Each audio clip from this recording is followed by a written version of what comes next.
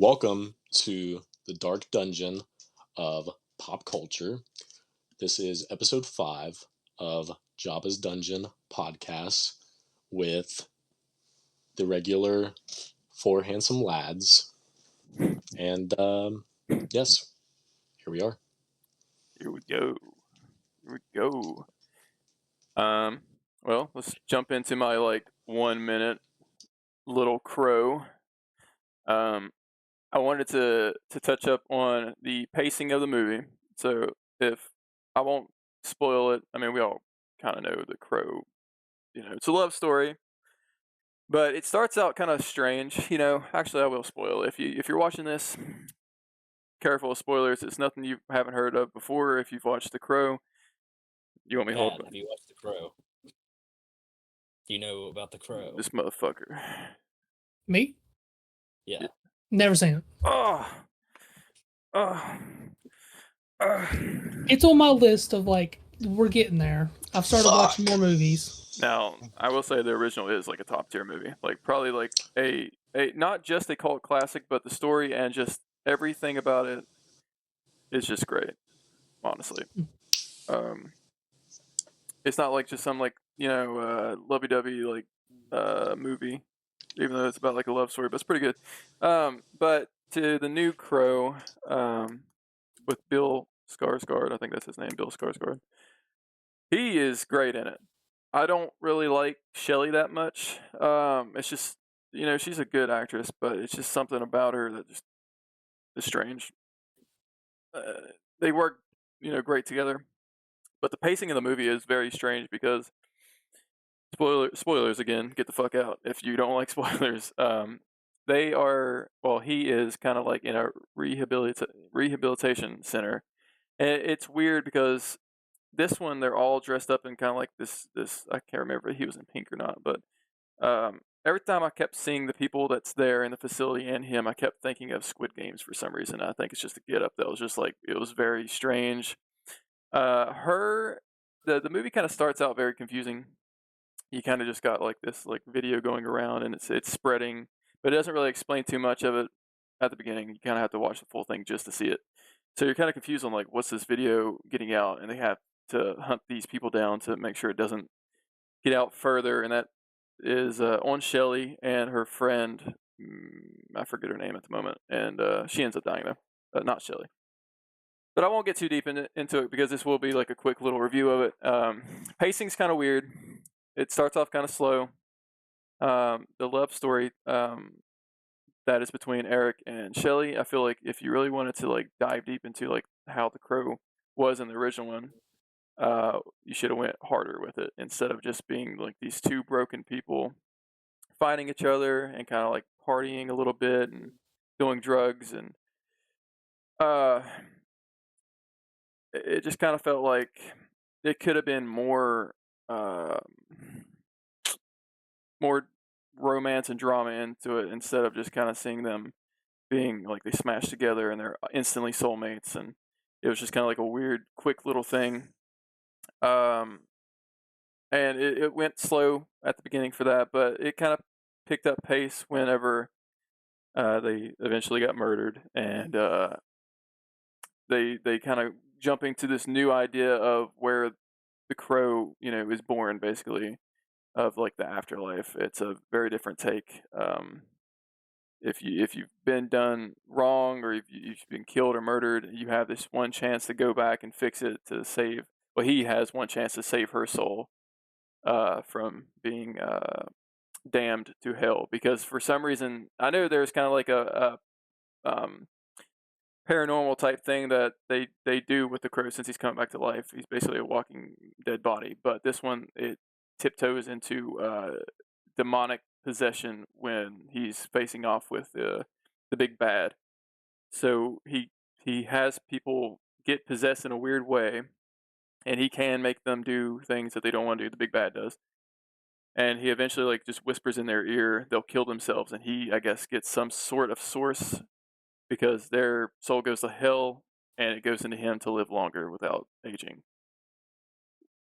Very weird dive into the Crow type thing, because I didn't expect that at all, like to be jumping really hard into like the demonic type thing, but it kind of played out in the end.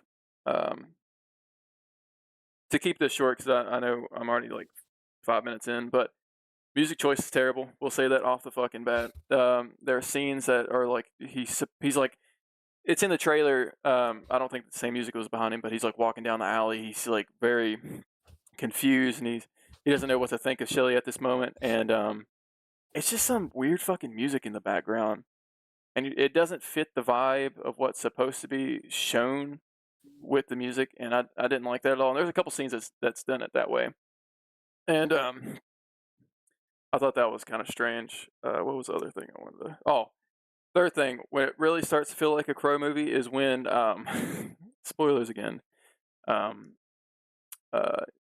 He kind of just says, you know, he had one shot to do it. He kind of failed at saving her and fixing everything and killing everybody like the original movie and comics. So he offers his soul up for hers, meaning if he succeeds, her soul gets to move on. His or her soul gets to either get to move on or she gets to survive. And I don't know how that fucking worked, because it felt like a long period of time was between being murdered and then killing everybody. But that's when it starts feeling like a Crow movie, because then when he put up his soul, he kind of gets like extra powers a little bit, and then it starts feeling like the action scenes and the story kind of gets pushed along as like, this is the Crow movie you wanted to see from the get-go. That's what I'll say. Not putting too much, time into it, because I know the rest of the guys have not seen it, but it's not as bad as I feel like people have talked about. But it does feel kind of like a John Wick movie in a way. You just kind of like, if you've seen it, you've seen it. It's action packed, but they're great action scenes. I don't want to be too harsh on it, but it feels like that from the whole movie. And you kind of dived deeper into the love story to make you feel connected to these characters, other than they just fucking party and they find each other and they're instantly soulmates that don't really. It doesn't feel like you really know these two people that well, and it doesn't really give you that interest in their story that much. It just kind of feels like a throwaway. But there is cool shots.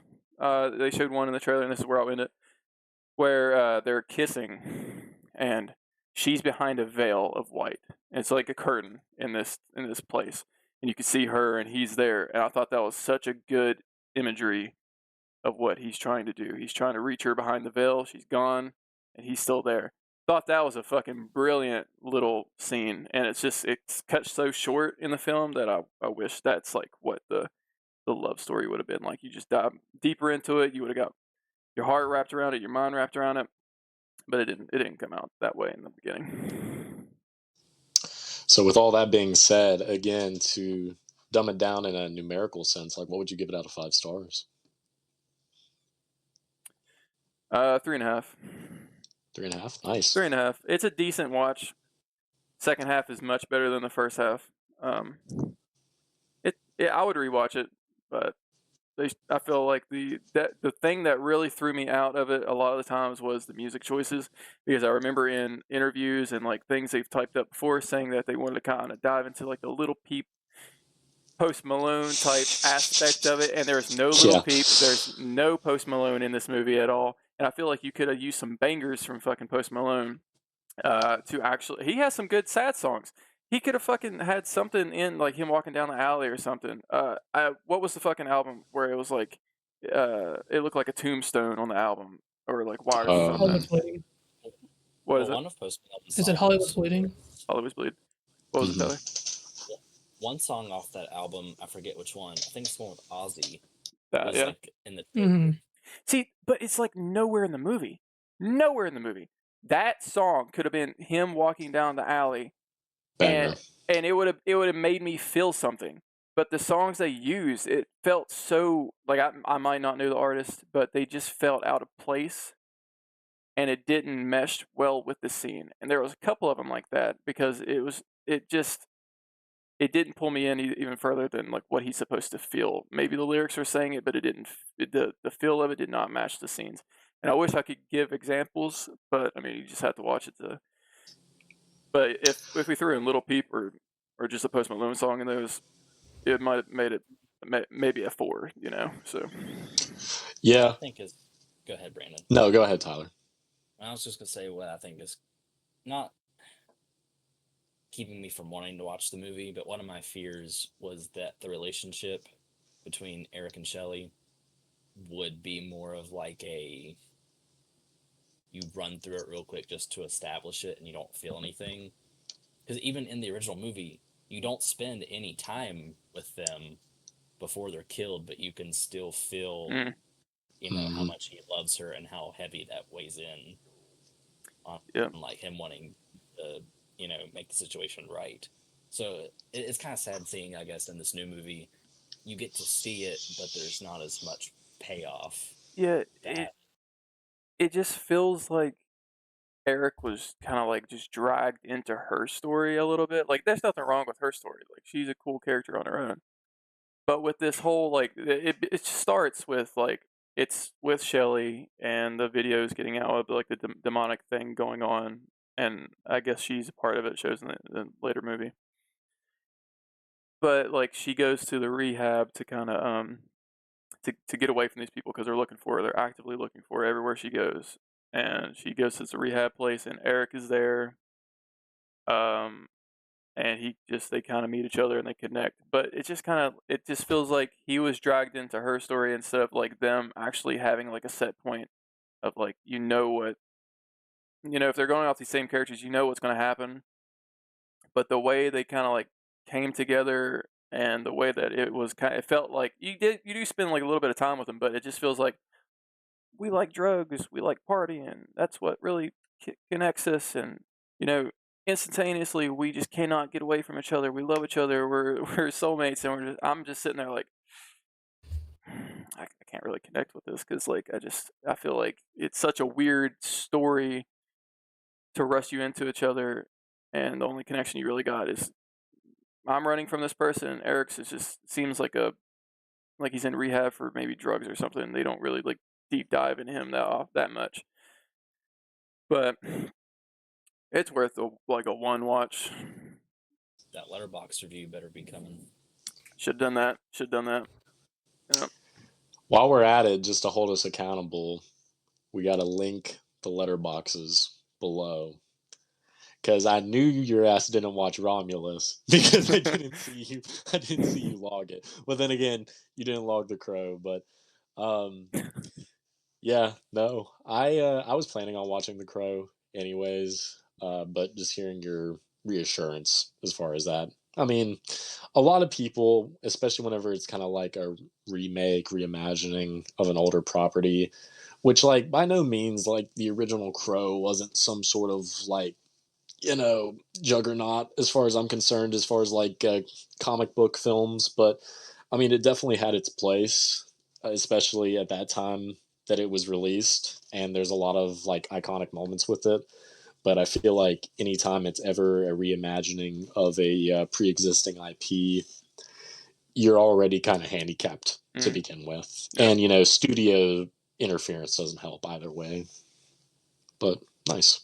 I would have really liked to seen what Jason Momoa was going like, if that was going to be the same story that they were going to tell with him, or if it was something different, because I know he had like the more old school face paint on and the long hair and stuff like that. And if they would have named this Crow not Eric, maybe it would have been, it could have sold me a little bit more. But since you already have that movie with the character and it fits so perfectly, and I like remakes sometimes, and I'm not saying don't remake things because, like you said, you're instantly basically going to get hate no matter what because you're remaking somebody's favorite movie.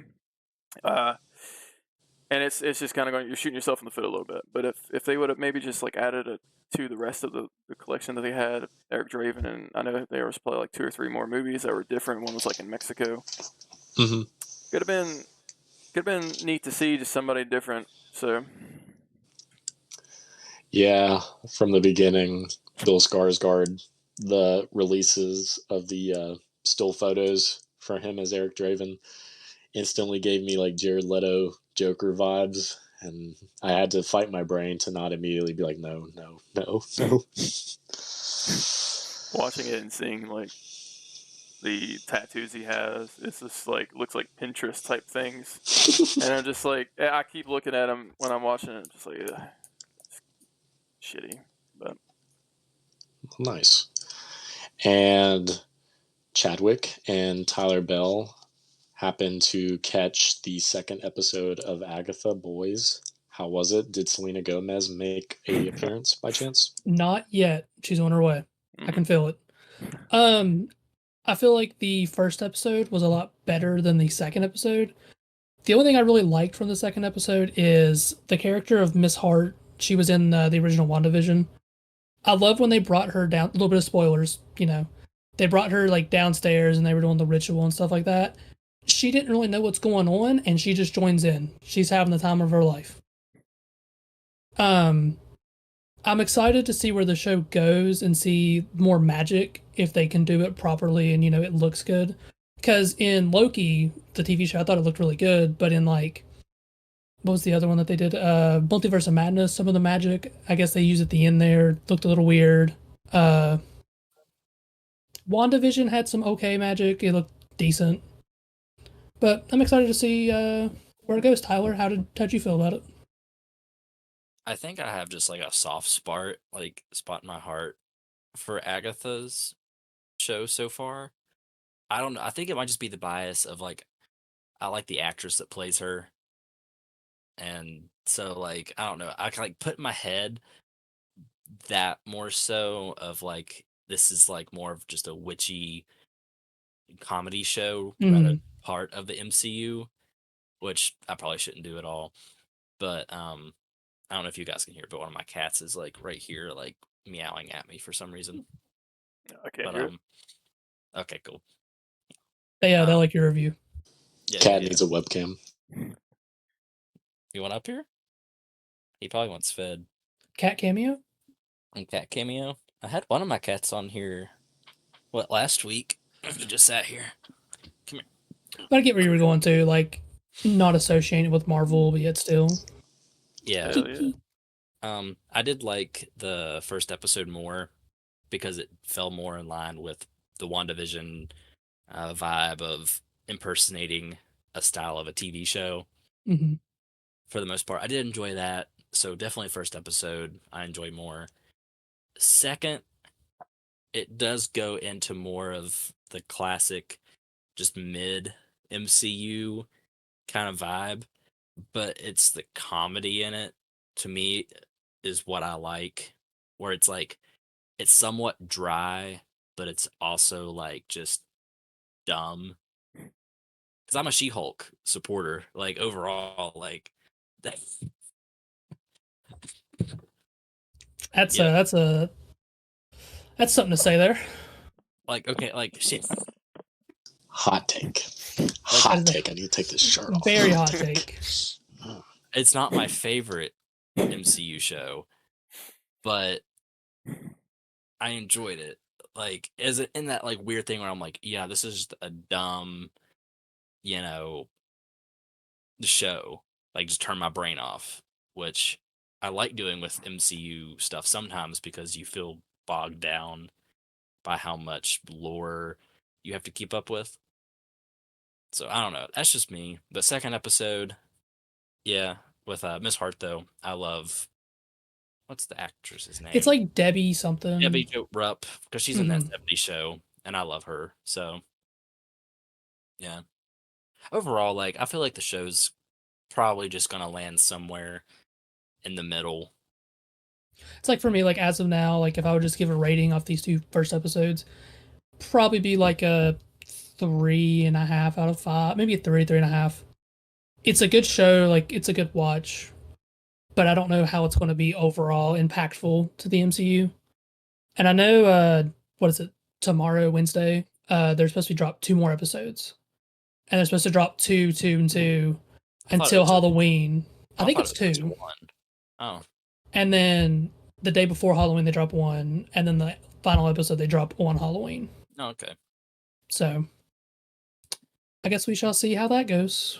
Yeah, the spooky vibes are definitely there. like in that first episode when she's in the true crime, Hmm.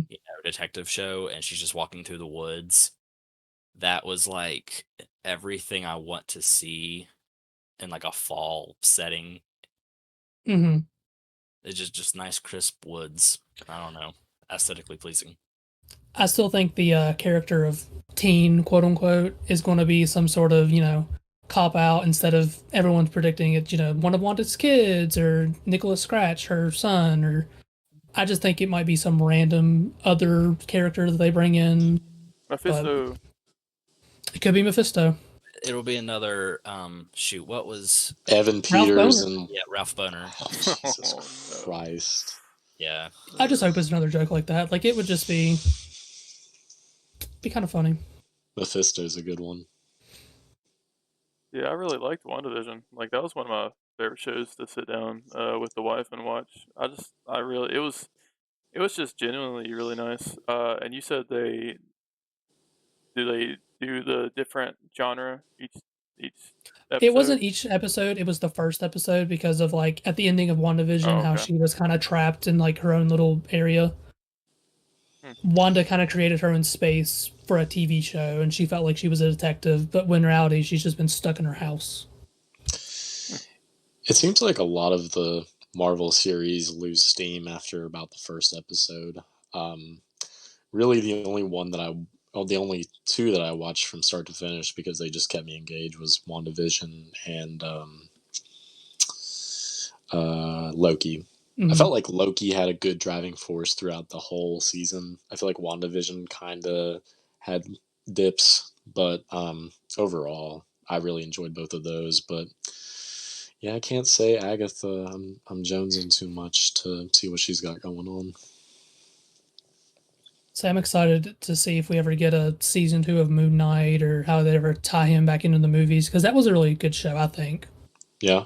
it was better than She-Hulk. So just going to throw that out there. That's my hot Well, take. it's not hard to beat She-Hulk from what I've heard. It's not. They could easily put Moon Knight into Blade if they wanted to, even if it's just a cameo. They could easily put him into a Ghost Rider movie or TV show, whichever route they go. I know, weren't they working on Midnight Suns? He can be a part of that easily. Those are just too easy of layups, though. Yeah, they won't You do it. know, They won't. no, that's They'll too just easy. they'll put him in the closet and they'll leave him there. I liked his character, and I wish they would have done more with him. But if they really want to dive into that universe, and like Tyler was saying, like how are they going to bring vampires in here? Since we've had what fucking 20 years of the MCU, and we've never seen a vampire, and then they'll just be like, there's been one in the back the whole time. You just didn't know it, type thing. But unless you just want to make another Wesley Snipes movie and just make him canon and just say he was off, in his own area, and uh, I don't know how they would really do it, but yeah, just they could do Midnight Suns and bring him in. I figured they'll start playing since we're kind of getting near the end of the multiverse. Maybe something like that. Like, oh, it was, a different universe. And after everything happens with Secret Wars, it just comes together and, Yeah, they could do hey, that they're easily. here. They've been here. Yeah, I mean, you want to talk about staking a flag into the ground. That Wesley Snipes line in Deadpool and Wolverine. I mean, that still hits kind of like, why would you say that? That's like Yeah. kind of wild, you know? I Mhm. mean, And then the news of like possibly canceling Blade, you're like, oh shit, mm-hmm. maybe he knows something we don't. So. Because listen, Wesley Snipes, he still got it. He is Oh, that for guy. sure. He is Blade. I feel like Mahershala Ali, if given the chance, could really do something, but the studios just, I don't think they know what to do with Blade at the moment because they're looking at these big picture ideas and they don't know how to go back to like kind of just a simple, contained superhero movie. Mm-hmm. There's too many puzzle pieces into this MCU that you have to be very careful, and you have to know how to cram it in so that it fits. And I don't know. I'm just gonna say I said it at what was it, the first podcast that we did that was about Wolverine and Deadpool. Like when that scene happened and he walked in, I legitimately audibly said in the theaters, "What the fuck?" Because I did not expect him, and he is like the top tier fucking like Marvel. Like I grew up watching that motherfucker, and that was what Marvel was back then. Like same with Mhm. Ben Affleck's fucking Daredevil. Like seeing him, dude. If Ben Affleck would have walked past, in some fucking leathery red suit, I probably would have came in my pants right then and there. I don't fucking know. But seeing that fucker, oh, I'll say Ben Affleck as Daredevil stinky, but for whatever reason, Tyler Bell can vouch. I got fucking hype for Elektra, and I haven't even seen the Elektra movie, but I was just so hype. I was like, Jennifer Garner. Oh wait, Elektra. that's one movie I haven't seen either. Elektra. The only one I've seen was with her and Daredevil. So. We got to cover the shitty early 2000s to mid 2000s Marvel movies before. I mean, and again, that's going to be like, they're charming in that way because they weren't trying to connect like big Yep. universal like ideas and stuff. Like just some shenanigans. You would be lucky as fuck if you got a cameo at the end of the movie and you would see one of them motherfuckers, just like early days of Iron Man. I know they were planning probably a shit ton of stuff, starting with that. But then, like, what was the Incredible Hulk with Edward Norton? You had Iron Man cameo in the fucking ending, and you're like, what the Mhm. fuck is this? What the fuck? Yeah. Yeah. The most you got in those early to mid 2000s superhero movies were like super obscure references, and they would just be like kind of like one offs, like in Daredevil in the 2003 or 2, whichever that was. There was like so many side characters that were based off of like comic book artists and writers and stuff. Like there was like a Frank Miller, and then there was a bunch of different ones. So yeah, I mean it's definitely interesting to see how the times have changed because I mean, what we got now is certainly, it's a lot, but back in the day for the simplicity of everything, it's definitely got some charm to it now.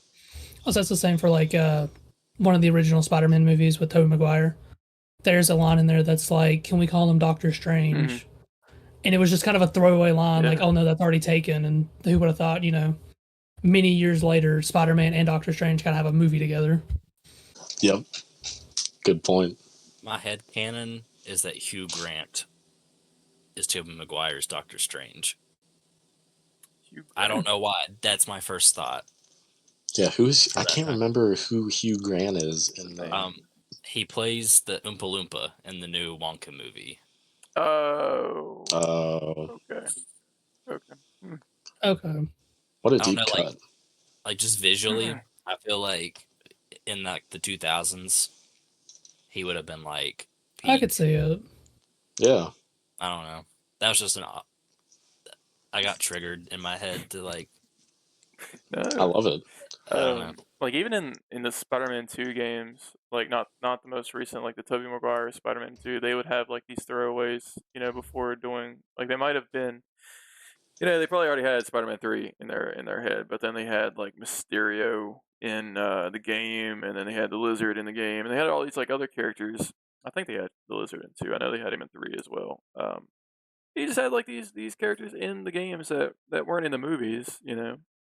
And yeah, it was just like a cool twist that you get to see him outside of the movies and like, oh, this is like a part of this universe, kind of. But I think at first Mysterio was supposed to be the villain for Spider-Man 3. it was Bruce I want to say Campbell, it's Bruce Campbell, yeah. because he was in And the every one. Spider-Man 4 is supposed to be Vulture, I think. Mm-hmm. If they ever made that with Toby. Yeah, Vulture was going to be in Spider-Man 4 because they'd done like the concept art and everything. I would have loved to see Bruce Campbell and the Vulture be in a movie together. That would have been great. Would have been crazy. Whenever y'all were younger, did you ever play Spider-Man Friend or Foe? Yes. You want to talk about building that universe? That was crazy. Man, talk about games that need remastered. Holy fuck. What was the other Spider-Man game that came out in like 2008? It was like Shattered something. Shattered Dimensions. So I remember playing that. Good game, bruh. Holds up. I wish I could have played that. I mean, because you want to talk about innovative. I mean, Spider-Verse, 10 years before that, became a big prevalent thing. You had Spider-Man Noir, um, Miguel O'Hara, Hmm. and regular Peter Parker, and who else? It was one of them was the Ultimate Spider-Man. He had the Yeah. black suit on. Hmm. And it was cool that there was cameos by like Deadpool, and I think you fight Wolverine at one point too, and there's a couple other characters I think you fight, which was kind of cool. I've been wanting to go back on like older consoles and play those kind of older games and stuff because I feel like there was a lot I missed out on. A lot of good ones. A lot of good ones. Like they're pretty much all the Spider-Man games are pretty much great in their own way. None of them's really you never really play any of them. You're like, yeah, this is shit. Even if you go back to like the original Xbox and you play the Tobey Maguire Spider-Man movie, yeah, it's gonna feel dated, but it still pretty much holds up for what. I mean, fuck. You even go to the PS1. I think it was like a cartoony Spider-Man and Venom. Like that still fucking holds up because that's basically the same thing as the Tobey Maguire, same like mechanics. You can go so far back and still have like a peak Spider-Man game. I watched the You can go back. playthrough. Stop, that's sick. What a great There's a art. whole desk drawer right here full of old consoles. That's awesome. I watched a playthrough of that original Spider-Man where they had Venom and stuff, and I mean, I think it's fun to watch, a game that's so old, but I feel like, once it gets too old, there's like it gets harder the older it Mhm. gets. There's more. They didn't hold your hand as much Mm. because I was watching someone try and chase down Venom, and that just looked hellish. Dude, when I was little, I played that game, and trust me, like it's a cool game. But yeah, man, that's like one of my earliest gaming memories is playing that and like Lego Star Wars, dude. At like different time period nowadays, it it feels different, but nostalgia is a bitch. So That it is. Well, shit. Been reminiscing. I Mhm. mean, I guess we can talk about the now, boys. Something we all watched was the new Penguin series, the first episode of the Penguin series in Matt Reeves' Batman universe. I'll let you guys talk about that because I absolutely fucking love every second of it. It was a very good episode. Now I gotta say, I've not seen the movie. The Robert Pattinson Batman movie. I know. I'm getting there. Chad. But starting in that universe with a penguin, What the pretty cool. fuck, Chad? I don't watch stuff. What the Okay, fuck, dude? we getting there. I was surprised with how much more mature. Well, I just mean the movie is already mature in the tone where it's very real. There's like zero goofiness to it, so it's already serious and mature.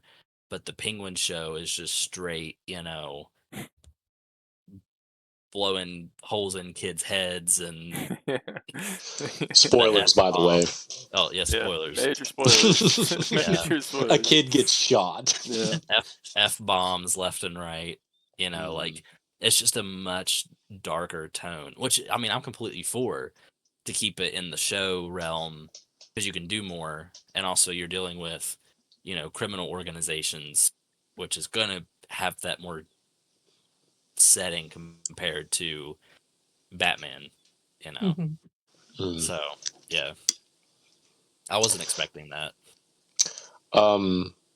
So the first thing I had wrote down, which I was given context later in the episode, which Avery, maybe you can enlighten me on.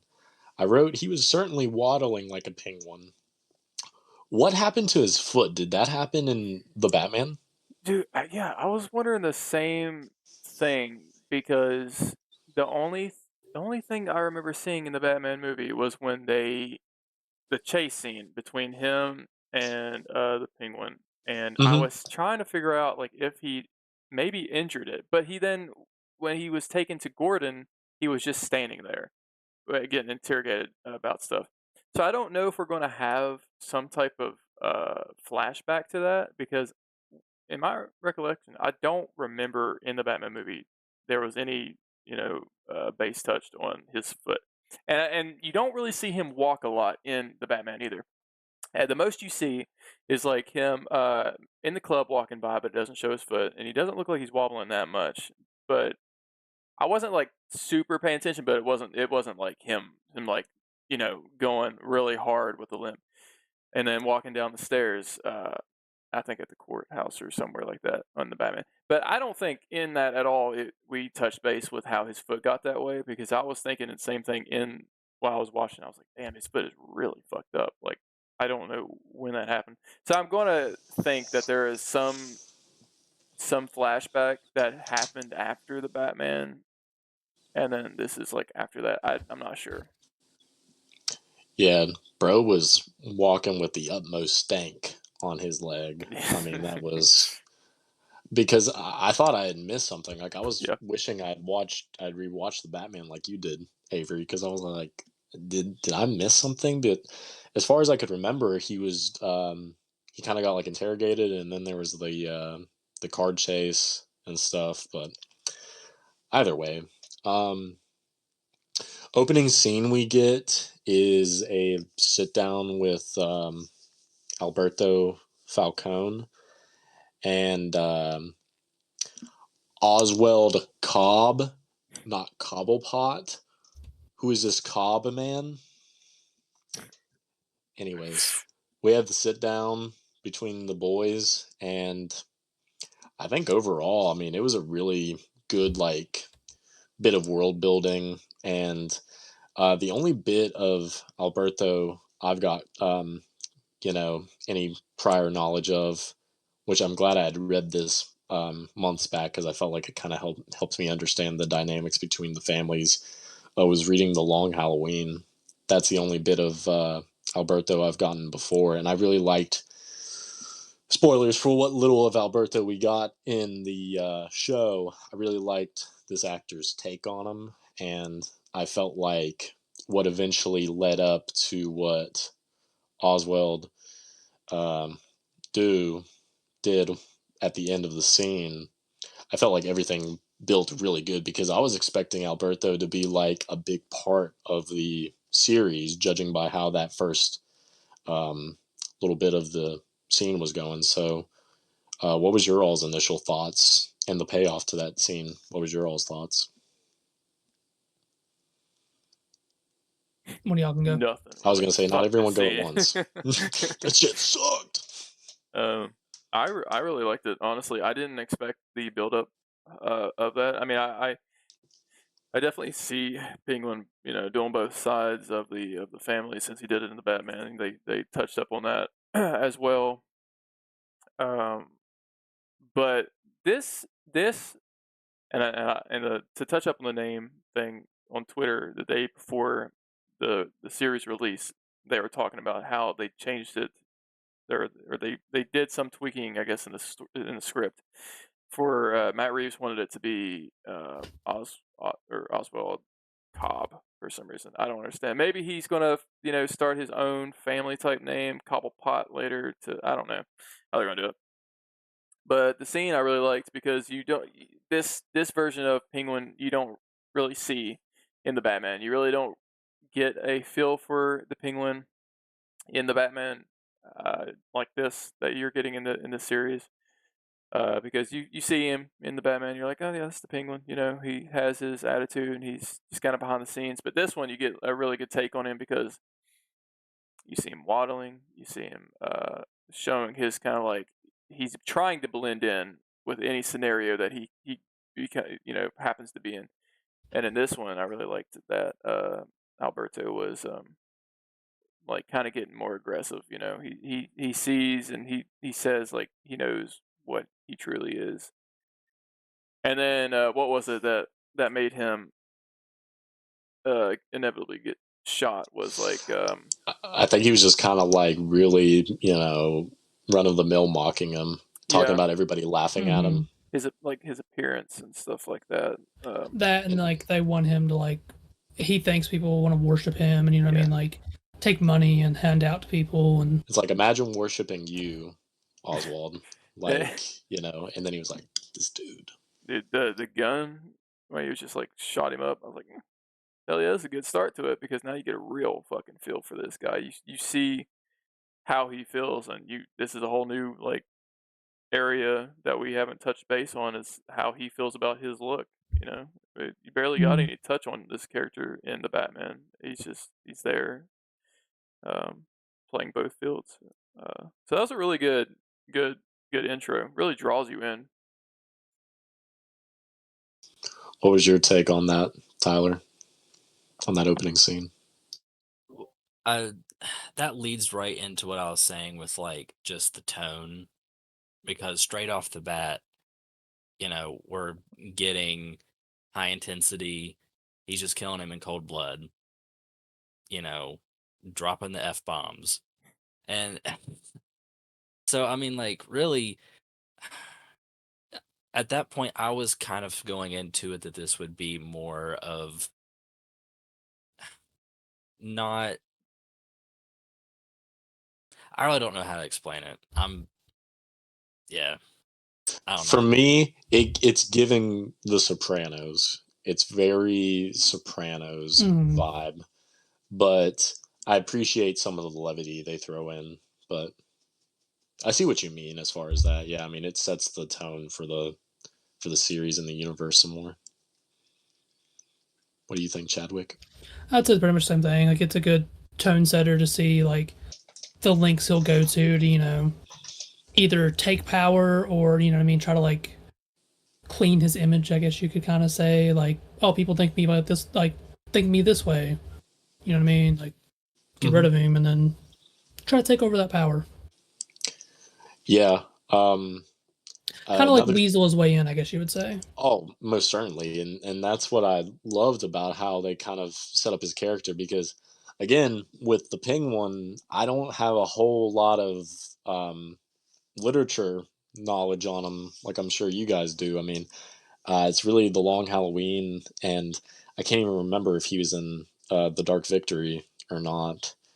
But one thing I really appreciated for the character, for Colin Farrell's take, is immediately after he had shot Alberto, he just got that immediate kind of like satisfaction. But then he got like hit with that post nut like murder clarity, and he was like, "Fuck! Like, what did I just do?" Yeah, and I love that about him in the series so far. I mean, just first episode, but he doesn't just feel like a stereotypical gangster, not like a Tony Soprano copy and paste archetype. He is like trying to boister and like puff his chest as to being, I mean, like, don't get me wrong, he is ruthless, but you can still tell that he's kind of got some humanity around him and stuff. So there's a lot of little moments that kind of, like I said, lead to like some levity with his character, no matter how much heinous shit kind of goes on just in this first episode. Funny note, whenever he was oh, and another thing with that opening scene is Alberto established that he had Maroni's ring. So that's, a red herring for later. Something I appreciated, I was watching the first episode with my dad, and whenever he was bringing Alberto's body to that like flight of stairs, my dad was just like, "Why would he just not throw him down?" And he immediately throws him down, and it's just so funny. He just, I mean, just his character is just, his actions are really humorous. That was one of my favorite parts. He just like kind of stands there. It's like, what the fuck am I doing? And just tosses him. I love that. All the little, like, subtle comedic moments all land. Yeah. So good. And I wasn't expecting them. And like at first I was like, oh no, is this gonna be like some forced humor after a while? But like you said, it really hit on all of them. Like, more of what we'll get into, it hits. I love it. So he throws Alberto down the stairs. He sees some kids trying to steal his wheels off of his fucking purple Maserati, or as he called it, what did he call it? He called it plum. My mistake. Plum, he says. And yeah, this leads into him getting his own kind of little henchman, begrudgingly at first. with Victor, and that was, I felt like, added more of like an unpredictability and again a bit more of like a dynamic that he could have. Like this kid, I think he showed his license, and kid's only like 18, 19 years old, and he's having him help him in this horrendous act. So I felt like the addition of Victor kind of again added just another layer into how you can perceive Oswald, and that he is so desperate to find any leg up on any situation. He'll even recruit this child, almost child, for this, accomplice in this murder, essentially. Well, I like this take too with Penguin compared to like say the '90s animated show, or even the later half of which Keaton Batman. Forever. Returns. Most Okay, all yeah. returns, duh. Yeah. Cool. I always forget Returns, begin like all those like one word titles. I forget which one's which. But with the Penguin, we would take like the Penguin from the new Batman show. We're getting a version that's not say beginning, as a crime lord or anything like that, but this version of the Penguin is definitely like bottom of the barrel, kind of. You know, Mm-hmm. He's a they've snake. yeah, he's not hit his like peak crime lord status yet. Definitely So not. seeing the growth there. Yeah.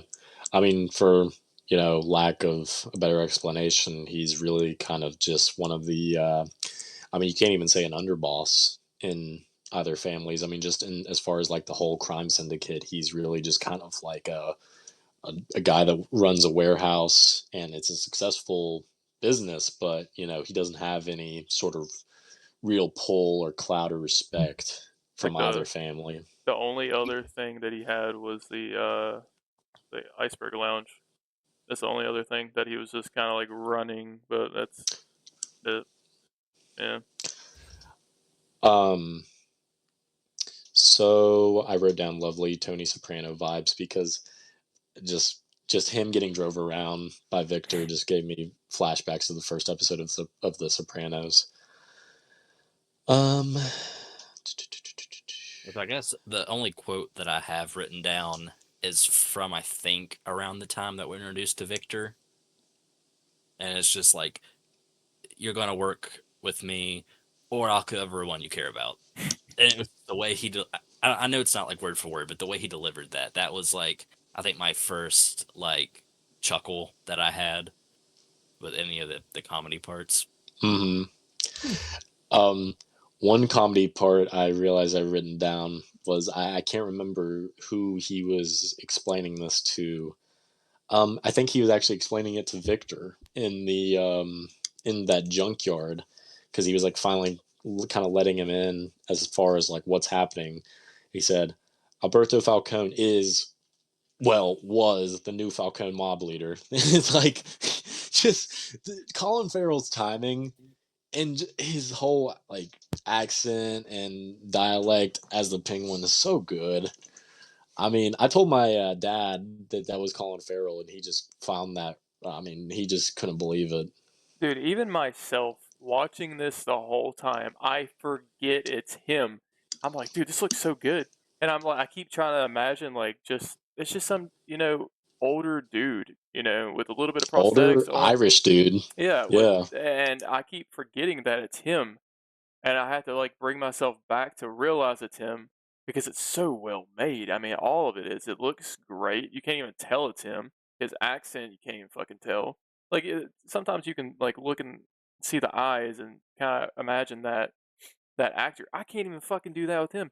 It's top tier out of all like the prosthetics I've probably ever seen within film. It is so good, and he wears a penis sometimes. Just saying, it was a prosthetic penis. Because who sent that, Tyler or Chad? I don't don't think I remember did. who sent it. I mean, I've seen it everywhere, so at this point, it's like I think that was saved in my private browser. If I remember. we need the set pics for that. Yeah, I want like the frontal view of him like strapped naked in the chair. I need the frontal view just for context for Preferably research purposes. with the gun in his Mm, mouth. So that Tying it back again for whatever reason to Daredevil 2003, maybe 2002, who knows? Colin Farrell, Bullseye. he was. Yep, he was. I wrote down foot with a frowny face because that's whenever they showed his disgusting hoof. Um, yeah, that was quite icky.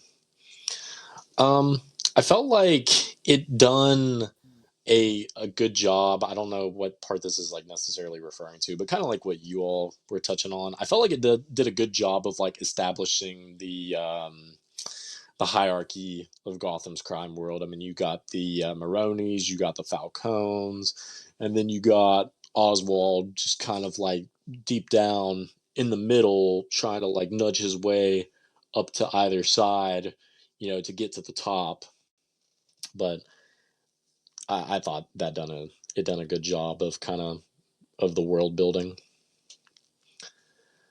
The 9 to 5 needle drop had me in a chokehold.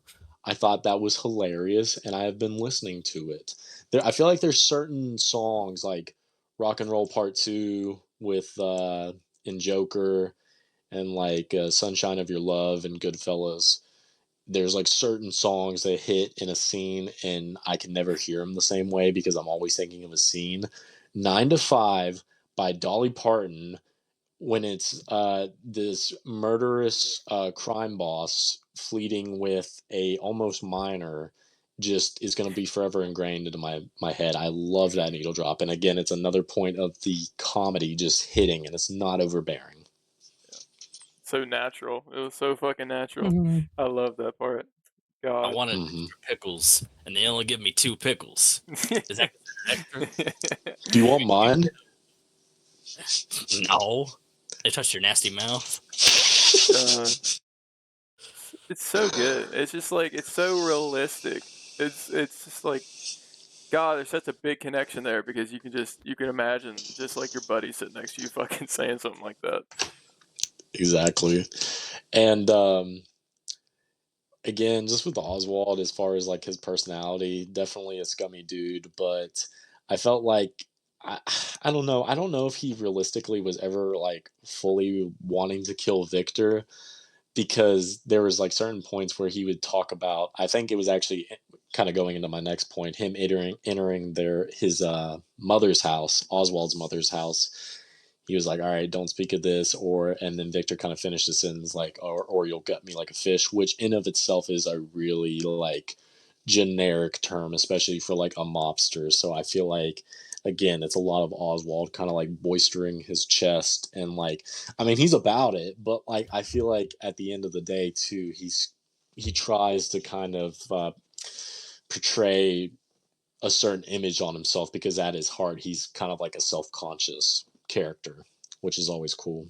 And it's kind of like On he a made a connection too with Victor, that he's like, okay, well, now we're in this together. Yeah, and he's not really going to want to kill someone that he actually, kind of has some semblance of trust in. hmm on a So that was, deeper yeah. sorry. On a deeper thing with the like gutting like a fish, I kind of got that made me think of a point from Agatha I meant to bring up and I didn't. But I was thinking the primary source of food, like for a penguin, would be Mm. fish. But with Agatha, really quick, I like how they touch upon a lot of ways that the witches were put to death in Salem. There's a lot of mentions of, hmm burning, drowning, hanging, stuff like that to tie in with the theme of what that character type is. But that just popped in my head whenever I started deep thinking for a second. Yeah, no, but that's true as far as the penguin, and to that's really cool. You gotta love those like little nods to kind of real life things. Um, so Oswald's mother's house. I mean, if you could think of a lady that would be the penguin's mother, I definitely think that lady was it. I mean, she was at first she kind of seemed like she would be a voice of reason, Mhm. but then by the end of the scene, you kind of gathered, oh, you see where he got this really like Yeah. kind of, if you could put it into like a phrasing or like a term would be like some toxic masculinity. Yeah. You could see Mhm. where he gets that from because she says like, "You're not a little pussy boy, are Dude, you?" that was so fucking funny. I was like, "Oh, holy shit." Not what I expected, but It was funny, but I also thought back to, just how easily he was set off with Alberto. I'm Mhm. like, wow, like imagine like how this is like affecting him, especially whenever it's coming from like your mother and stuff. Yeah.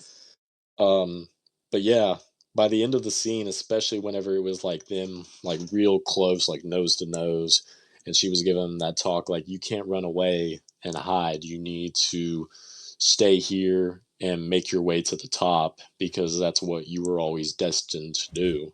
That shit got me hype. Like throw that on in the morning when I'm trying to get Mhm. up. But like again, for the wrong reason. You definitely like you would expect a mother to be a voice of reason normally, but you can see she just enables that really just kind of clouded vision that he has for himself. Mhm.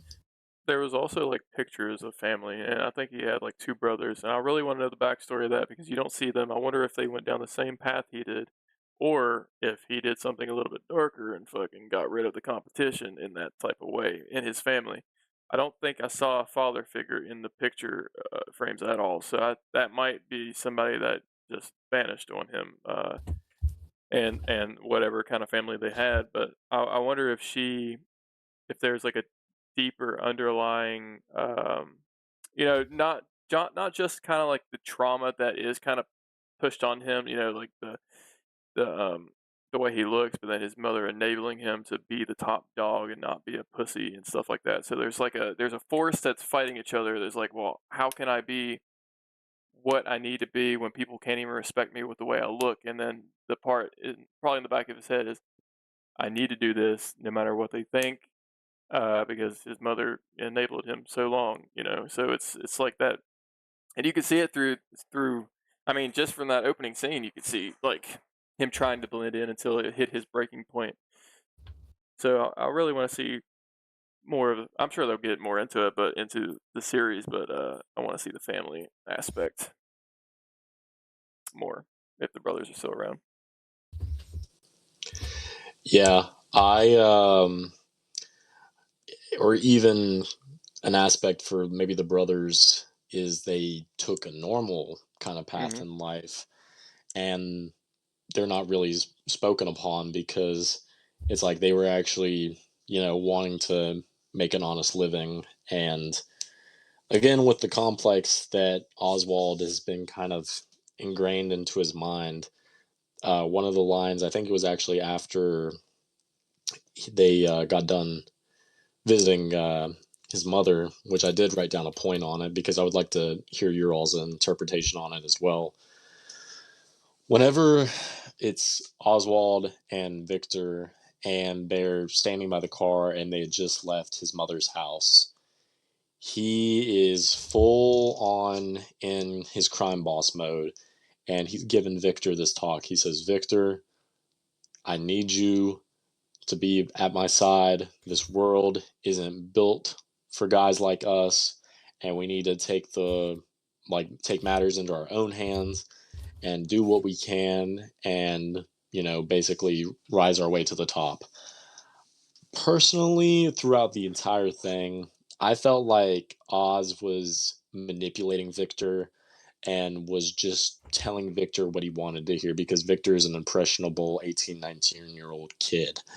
And up until that point, he had been pretty helpful to Oz. And at the very least, Oz could use him as like a scapegoat or some semblance of like protection. What did you all think of that scene? Because I felt like that was so coming from such a deep place that it almost felt disingenuous for that character to be giving, someone that he probably views as not much more than just a kid that a couple hours ago was trying to steal his wheels off of his Maserati. I mean, what was your all's take on that? Did you all feel that way, or did you kind of take it as face value? Because I mean, I feel like it could go either way. I Sorry. felt sort of like okay. Oh, you're fine. I had to go feed my cats, and then I remembered it's trash night, so I took my trash can out to the road, and then I went to go get a snack. So, Okay. I didn't mean to be gone for so long. Are we talking about at the end of the episode? Okay. No, Which we're are we talking about after Oz and Victor visited with Oswald's mother, and they're kind of like Oswald has given Victor that talk, and I was kind of getting at like I don't know, it kind of seemed like Oz was just telling Victor what he wants to hear, just so he can kind of get him underneath his under his thumb. Yeah, But definitely. what? At that point, I mean, like he definitely needs some kind of like lackey character help him carry out what he needs to do. So you see this young vulnerable kid, you've already threatened his life. At this point, you know, you're just going to manipulate him.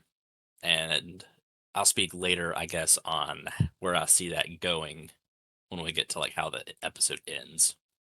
See, I thought very similar, but I also thought like since Oz has been trying to like work his way up in this family and this family, he sort of seems like an outcast, and especially because of maybe his looks like that, and maybe he feels this kid is also an outcast, just like maybe him when he was younger, or something like that. So he thinks, okay, well, maybe I can bring him in as an outcast, collecting more and more of these outcasts, quote unquote, to make his own sort of mob family eventually.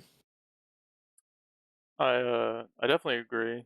I think like from whenever he had the group of probably just not necessarily friends with him, but the people that were trying to take the penguins' rims. I think that when they first met, when he was like trying to beg for his life, he was stuttering really hardly, and I think in the back of the head, whatever amount of humanity Oswald has, he's seen himself within that kid because how Alberto is talking to him and how his mother talks to him. He doesn't really get the respect he needs because how can that Gotham City, crime lords or even people that are under them, how can they respect somebody like him that limps and has some type of deformity with his face, and he's not fit or anything, so how is anybody going to respect him? So he sees a little bit of that within Vic. So I think that's one reason he keeps him around, it's kind of like a hold on pity, self-pity, and the little bit of humanity he might have left, that he's not only needing to create a his own family, but he needs the respect. And what's better of a respect to have than somebody that is kind of equivalent to you in a way that people look down on you for this certain thing, and you're not going to get respect if you're stuttering. And so I I don't want to say how I think the series will go, but I think Vic is somewhat a part of his last humanity that he has, and if that dwindles out, then we're probably going to see the real full-on penguin. But that's how I see it, at least. I would say you could probably take it another route too, because I can't remember when like this scene happened, but he took the kid's driver's license, and it's got his house and stuff like that on his location. And I remember like later on he said something about how like it got destroyed or something like that. Did he get bombed? I guess maybe in the Batman flood. movie. Yeah, in the flood. Okay. Maybe he sees it as like, okay, Victor's lost everything. I'm about to lose everything because he's going to lose his warehouse, all that kind of like nightclub and stuff. So again, with the outcast kind of angle, like you've lost everything, I'm about to. Let's work together to build something for us.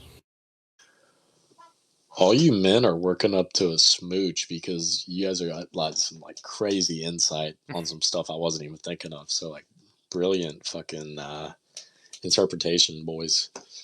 That's awesome. Just wait till we get to the lighthouse. Oh my god. Even I got something. Oh my god. What the fuck? I'm just gonna let you all know there's gonna be a piss break between this and the lighthouse. Jesus. Holy shit. Avery, fill me in. Was Salvador Maroni, did he appear in the Batman? I I I don't don't think he believe he did did. at all. I Okay, think he was yeah. name dropped. I think Hmm. once, but he did not make an appearance. Yeah. Okay, so my next point I wrote down was whenever Oswald was going to visit Salvador in the penitentiary. First, you get Oz sitting at a certain seat, Maroney saying, "That's not my seat." So you're instantly getting that belittlement, and Oswald is explaining this big, grandiose plan to Salvador.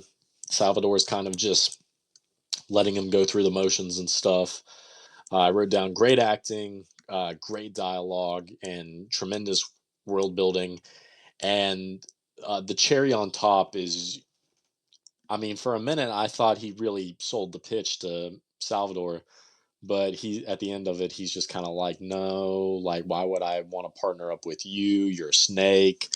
And then the cherry on top was Oz gives Salvador his ring, Hmm. and just the performance by Maroney's actor, he was floored. He was like, how did you get this?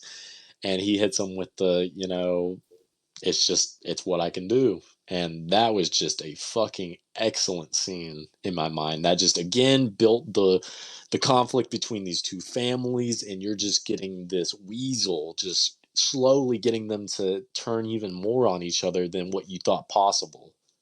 You all Boys, know let me who hear the the actor thoughts. is. He's one of my favorite actors. So He voices Mr. Krabs. When I I saw don't know if you've him, watched Gen V as well, but he's I knew it was Yeah, in gonna that watch he's as that. well. No, he yeah does he's not. He does. um Clancy yeah Brown. he he voices Savage Opress in the Clone Wars. Um, he plays Governor Alzani in Rebels and Ahsoka. That's Oh, He's been in a lot, crazy. but like you never really see him on like movies and like in person. Yeah, Right. he's in the new season of Dexter, the one that was Bad Blood or whatever. Yeah. He's He good was in in it. Thor Ragnarok. Damn. He was Surtur's voice. See, I'm Huh. glad you all. I'm glad I got you all here because I got like two whole brain cells working at the moment. Boys, was there any points or thoughts that we were feeling on that scene in particular? Just it was great nice. acting, great overall. Good.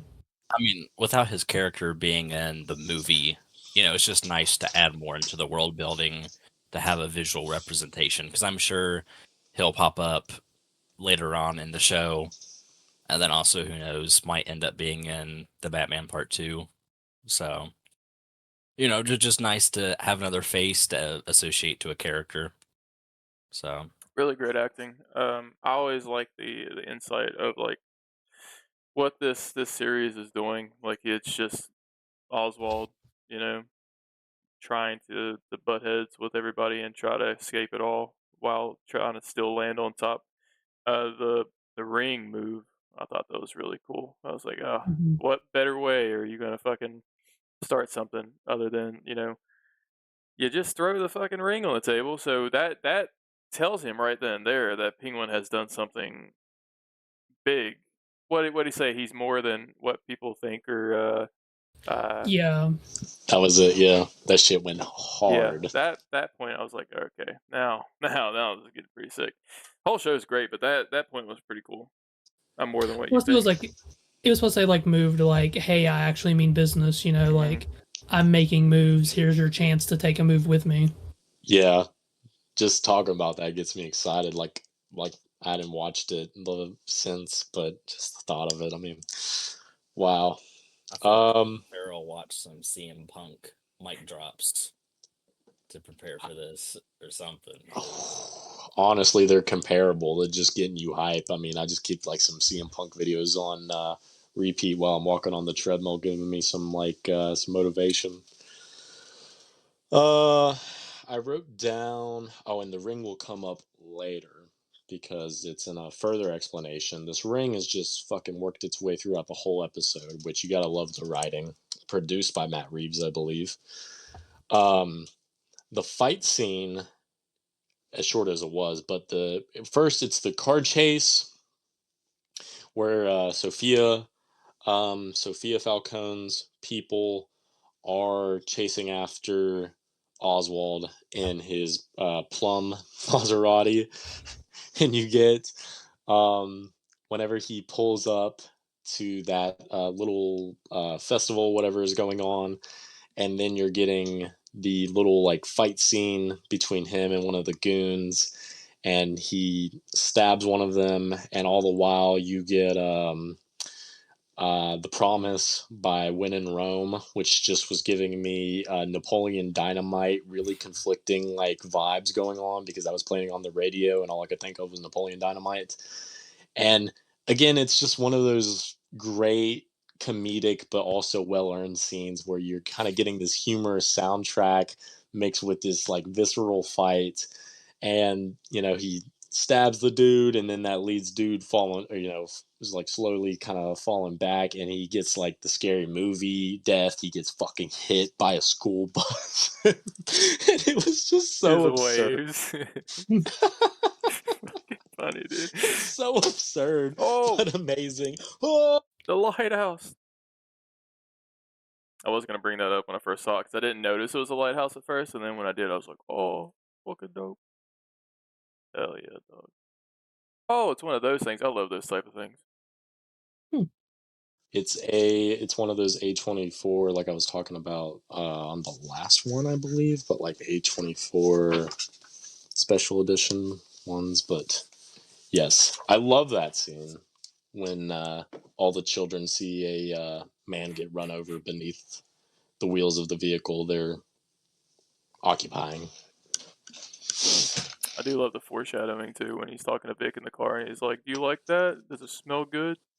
So really, really, he says something stupid and then he uses that same thing and kills the dude with it. Holy shit, I didn't even think of that either. Yeah, I thought that was a neat little foreshadow. Yeah, you all are definitely going to catch some smooches.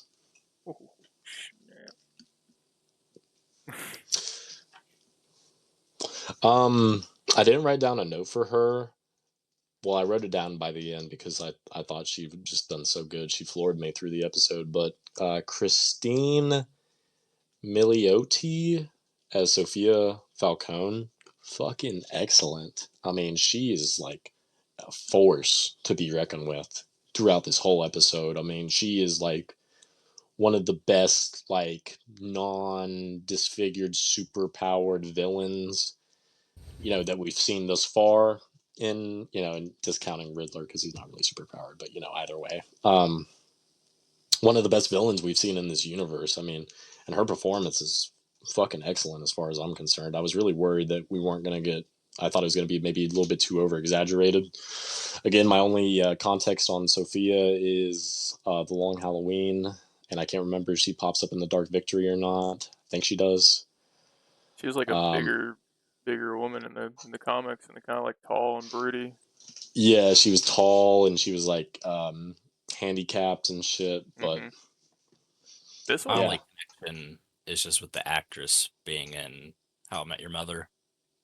So, I mean, take something like in a comedic show like that, and then she's able to pull off this just straight, like, crazy, tone. It's a complete 180. See, I didn't know if she was in How I Met Your Mother because I saw all these comments on like her Instagram post, like on one of her Instagram posts, and it was like, "Kids, this is how I met your mother," and I didn't know if this was just like mommy talk, which understandable, but I mean, it turns out it was How I Met Your Mother, which is just again like you said, and for fucking Mr. Krabs, dude. Get more comedic actors in these dramatic roles because they got fucking range. Mm-hmm. Well, I mean, back to Agatha. I'm not gonna say Aubrey Plaza is plays a serious role in Agatha, but another example of someone who is known more for their comedy roles, and then sh- she is like kind of like a formidable, antagonist in Agatha too. So that's just another example of someone I'm not used to seeing in a more serious role. do well with it. So,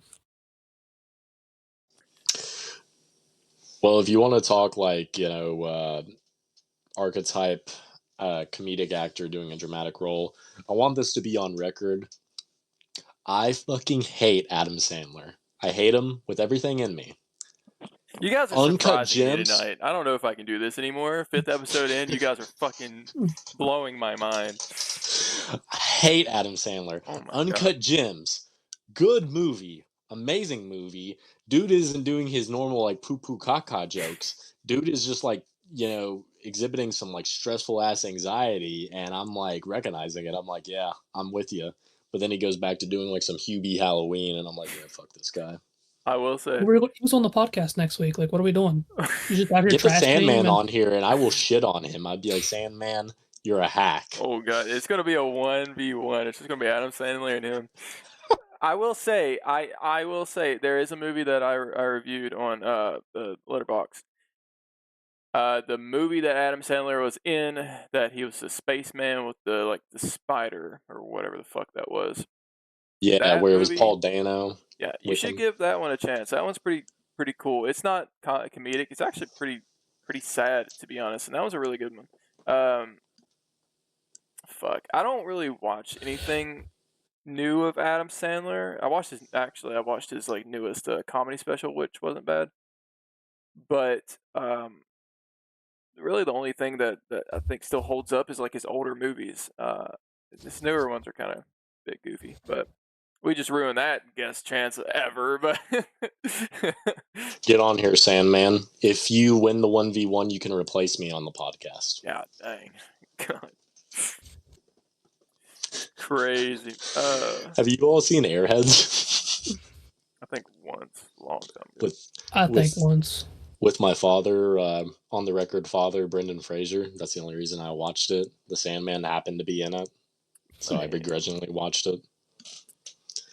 Was that? Holy shit! What's the Rockstar one? Is that? That's Airheads. It's got Steve Airheads. Buscemi, Brendan Fraser, and Adam Sandler. The name didn't really ring a bell, but I knew what it was. It is an odd name. But I have. Oh. Groping butt appearance? What? I have watched that multiple times. Because that one is one of my favorites. And another, mention is Encino Man. Love Brendan Fraser. Yes, sir. But Sandman, if you want to get on here and 1v1 me verbally, I'm sure you'll win. You can replace me with all of your baggy clothes, and I'll accept. So you make a lot more money than I. Okay, back to the ping one. It'd be funny if we just all start challenging celebrities, and slowly they just start taking over the podcast. That'd be funny. Holy shit. That would be funny.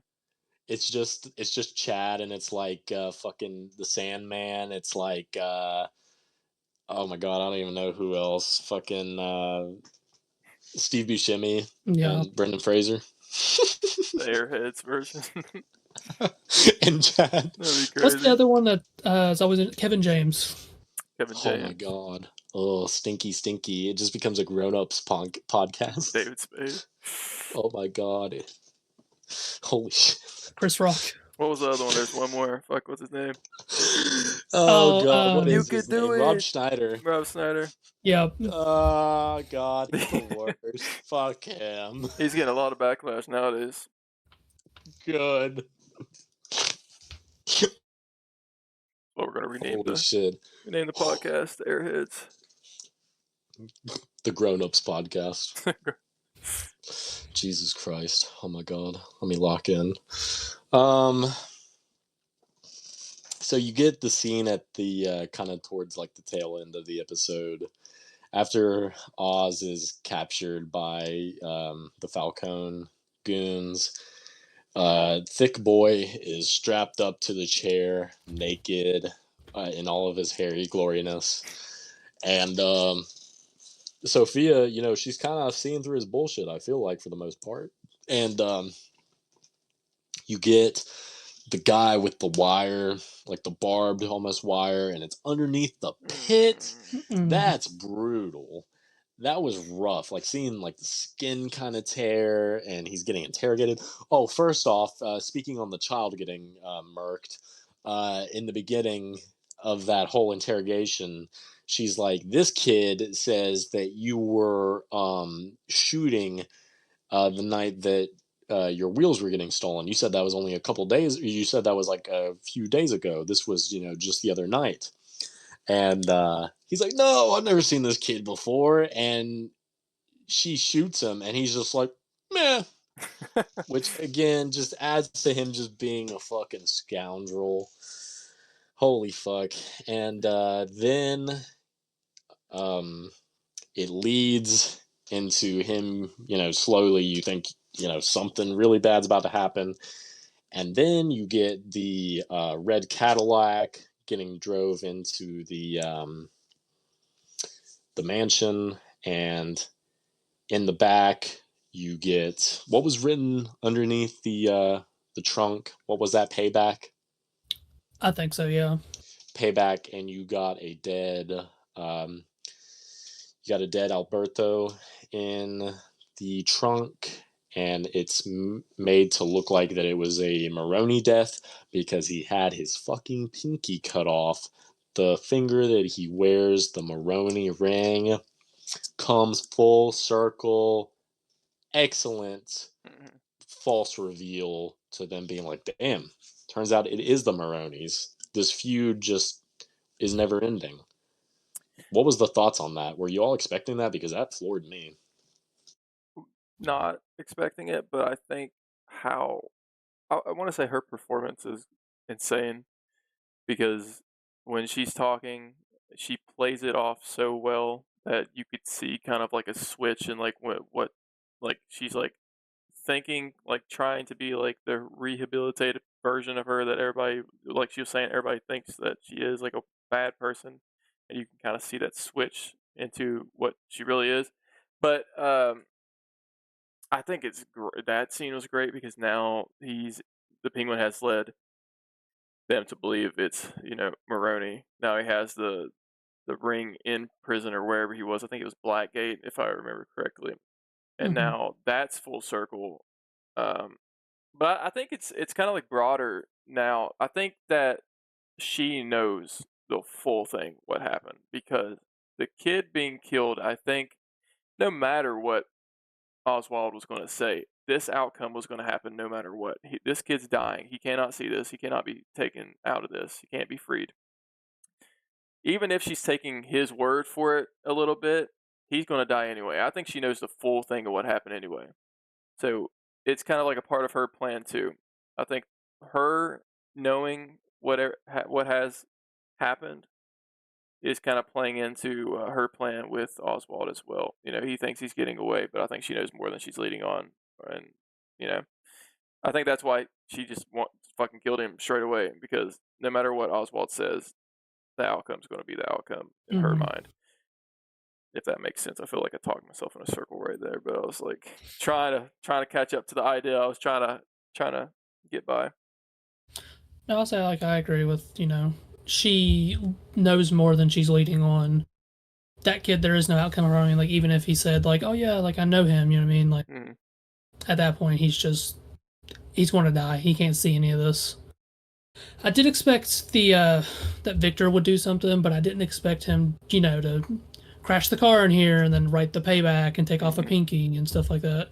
And then a little bit later, how he talks about like he couldn't, do the whole request that the penguin asked. Mm-hmm. Thought that was kind of funny.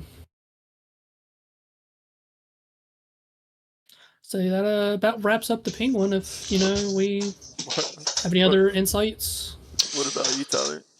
With the ending wrapping up, with you get the last scene, and as you were saying, Chad, Penguin's kind of like, well, why didn't you, do fully what I wanted? And Hmm. Victor's just kind of like, I really didn't feel comfortable that I could do all that, blah blah blah.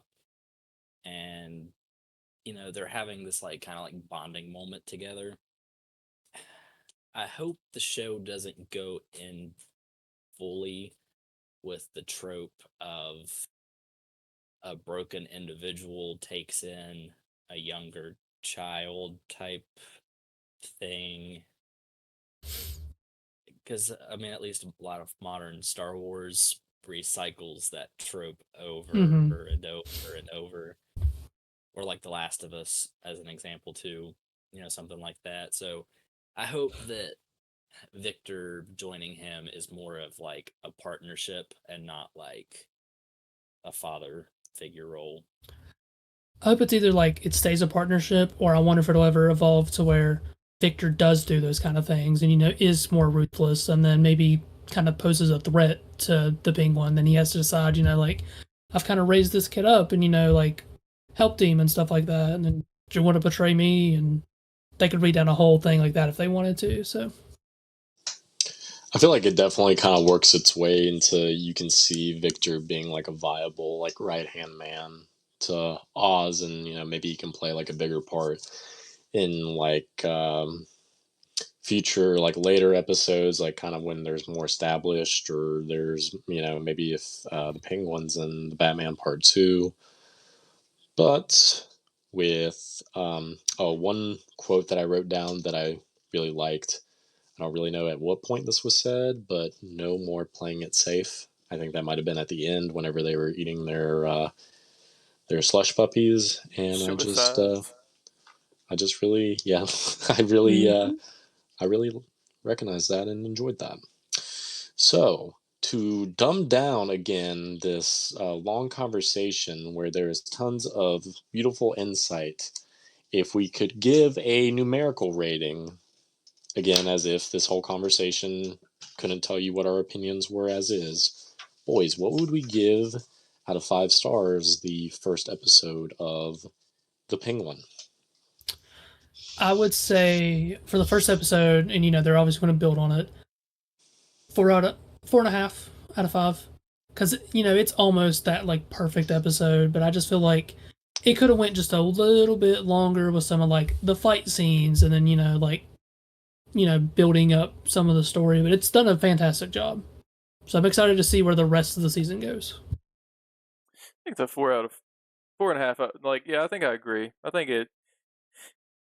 I liked it all very much, and I think that, like you said, like the action, we could expanded a little bit on it. Mm-hmm. I quite liked it. Comedic wise was great. God, the story building of it and just seeing Gotham's underworld is really good. I give it a 4.5 out of 5, and I really hope that with newer episodes coming out, I hope that we get some other characters like just kind of thrown in, not like as a pinnacle part of the episode, but maybe like a glimpse or a name drop of like, oh, Killer Croc or something like that, or something's in the sewer. I don't know, something just so you know that they're in there. Just to kind of just like, Mm-hmm. oh, I fucking know that name type thing. But 4.5 out of 5. What would you say, T Bell, as far as like if you could, again, if this whole conversation didn't speak as for itself, what would you give it out of 5 stars for a first episode? What? Hell yeah. 4 to 5, we'll take it. We'll take it. I'd say like a 4.5, maybe a 4, just due to runtime length. Because this one was like about an hour 20 or so. It was something like that. Something. Yeah, I mean, like I hope that the rest of them fall in like the 50-minute, Mm-hmm. other than maybe like the finale. But I'm not going to hold the runtime really that much where it is the premiere. But it's somewhere between a 4 and a 4.5. I would just say maybe the pacing of the episode around the point when Penguin is with, what's her name? Sophia. Yeah, like when they're out, to dinner, around like that kind of part of the episode, I feel like that was dragging a little bit for me. But other than that, yeah, 4.5, somewhere through there. Begrudgingly, because I feel like recency bias is a real thing, and as far as first episodes always being better than the rest, I'm gonna give it like a 4.5. I mean, I didn't think I would enjoy it as much as I did, and turns out it, built upon a world I already am like fully invested in, and just added the layers for the world, and it's giving more insight into a character that we didn't get a whole lot of in his first appearance, and it's given more than arguably I think that character has ever gotten in any big screen adaptations, which we're only looking at one, but either way. Mhm. TV show What's the Gotham. second one? Oh, nice. But I mean, that I wouldn't really like count it completely because it was just kind of like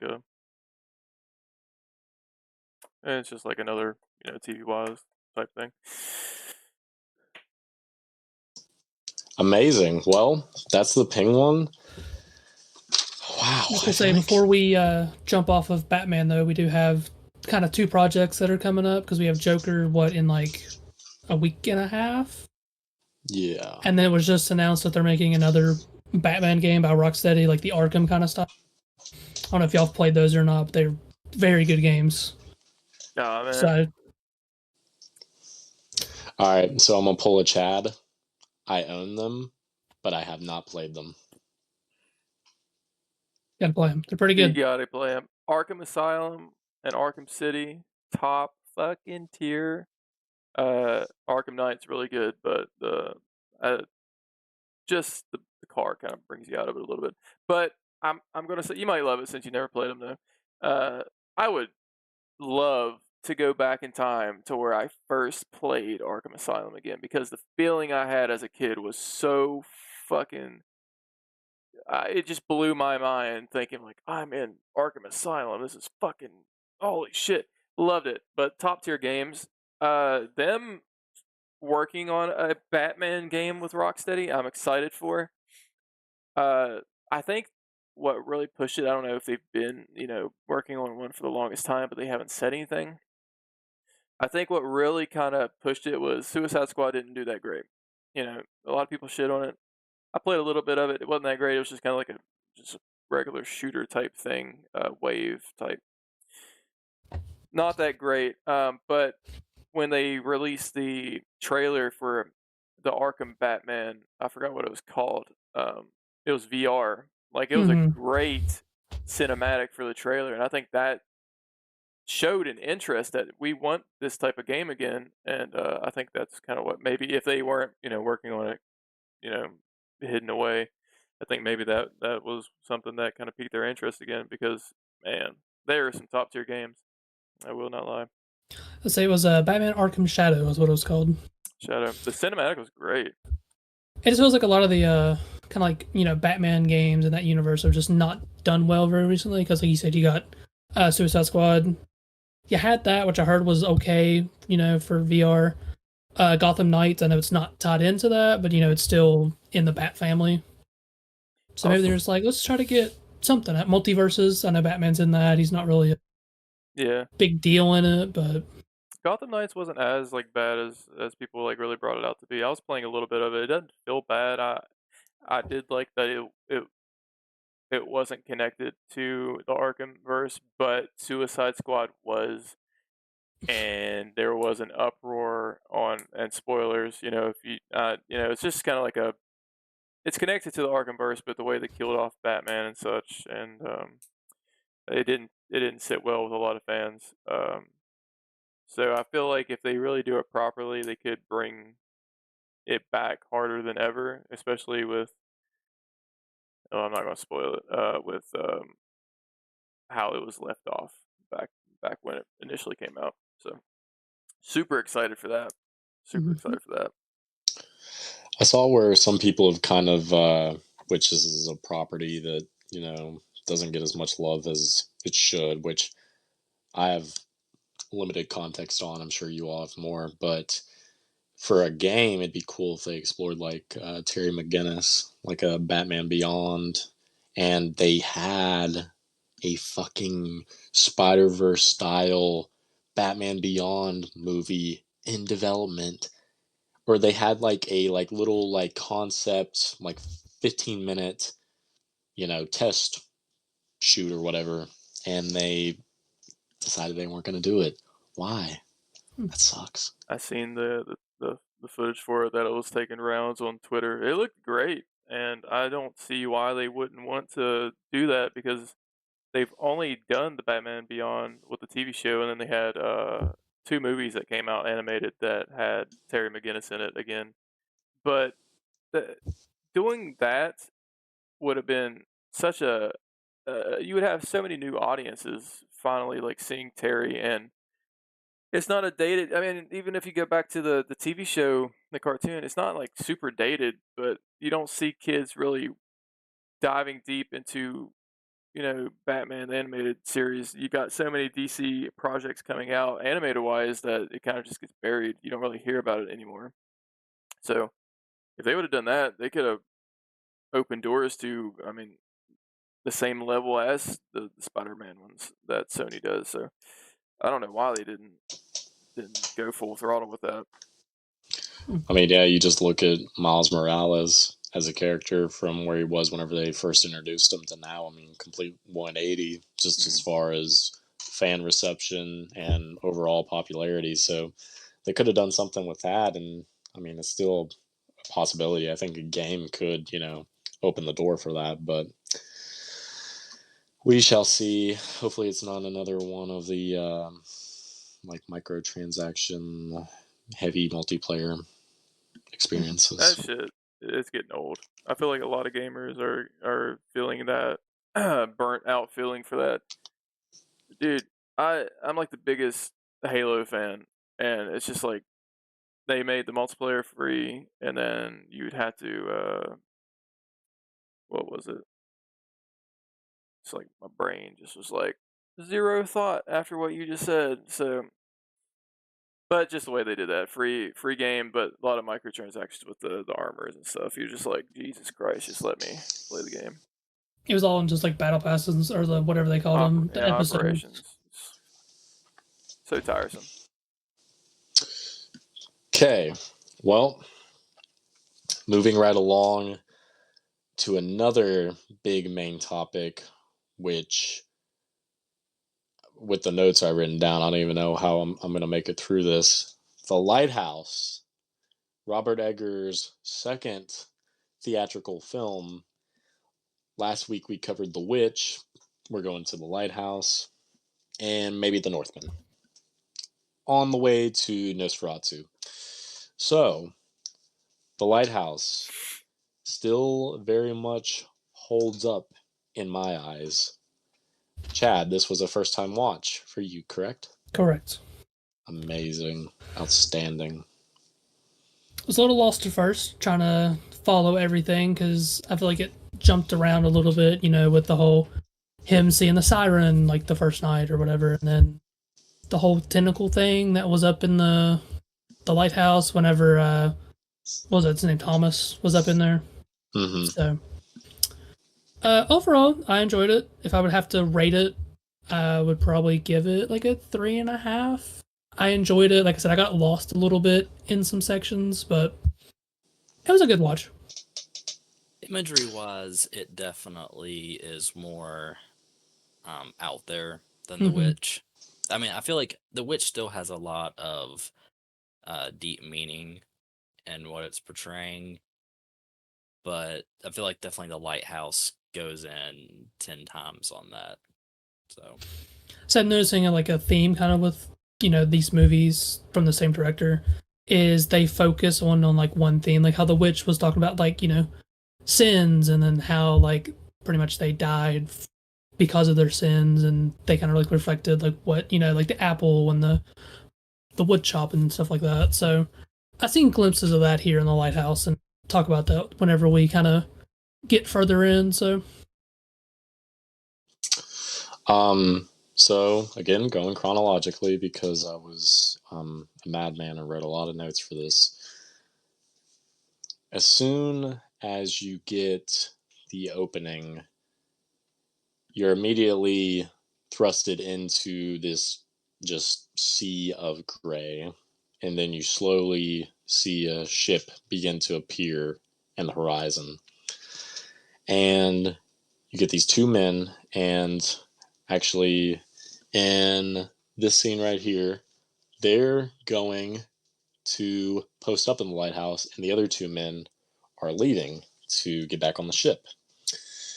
And as soon as you get the shot of the ship leaving, and you get that iconic shot of Willem Dafoe and Robert Pattinson just posted up, looking like they're not excited to clock in for their shift, they're you just immediately get that sense of isolation. I mean, you truly, to me, feel like you are on this rock in the middle of the ocean. You just got enough to get by, you got to do your job, and that's pretty much all your life is going to consist of. I believe their shift lasts 2 weeks. So, yeah, I mean, I felt like that immediately sets the tone, at least for the rest of the film. I love the shot there whenever they're walking to the lighthouse once they've arrived. And I think the movie being in black and white helps us even more. Is you see like the lighthouse light itself is flashing really brightly. And I feel like if the color scale was just a normal color grading, the light would not be as impactful in any of the imagery than what it does when it's in black and white. Whether it's in that scene or like the ones later on.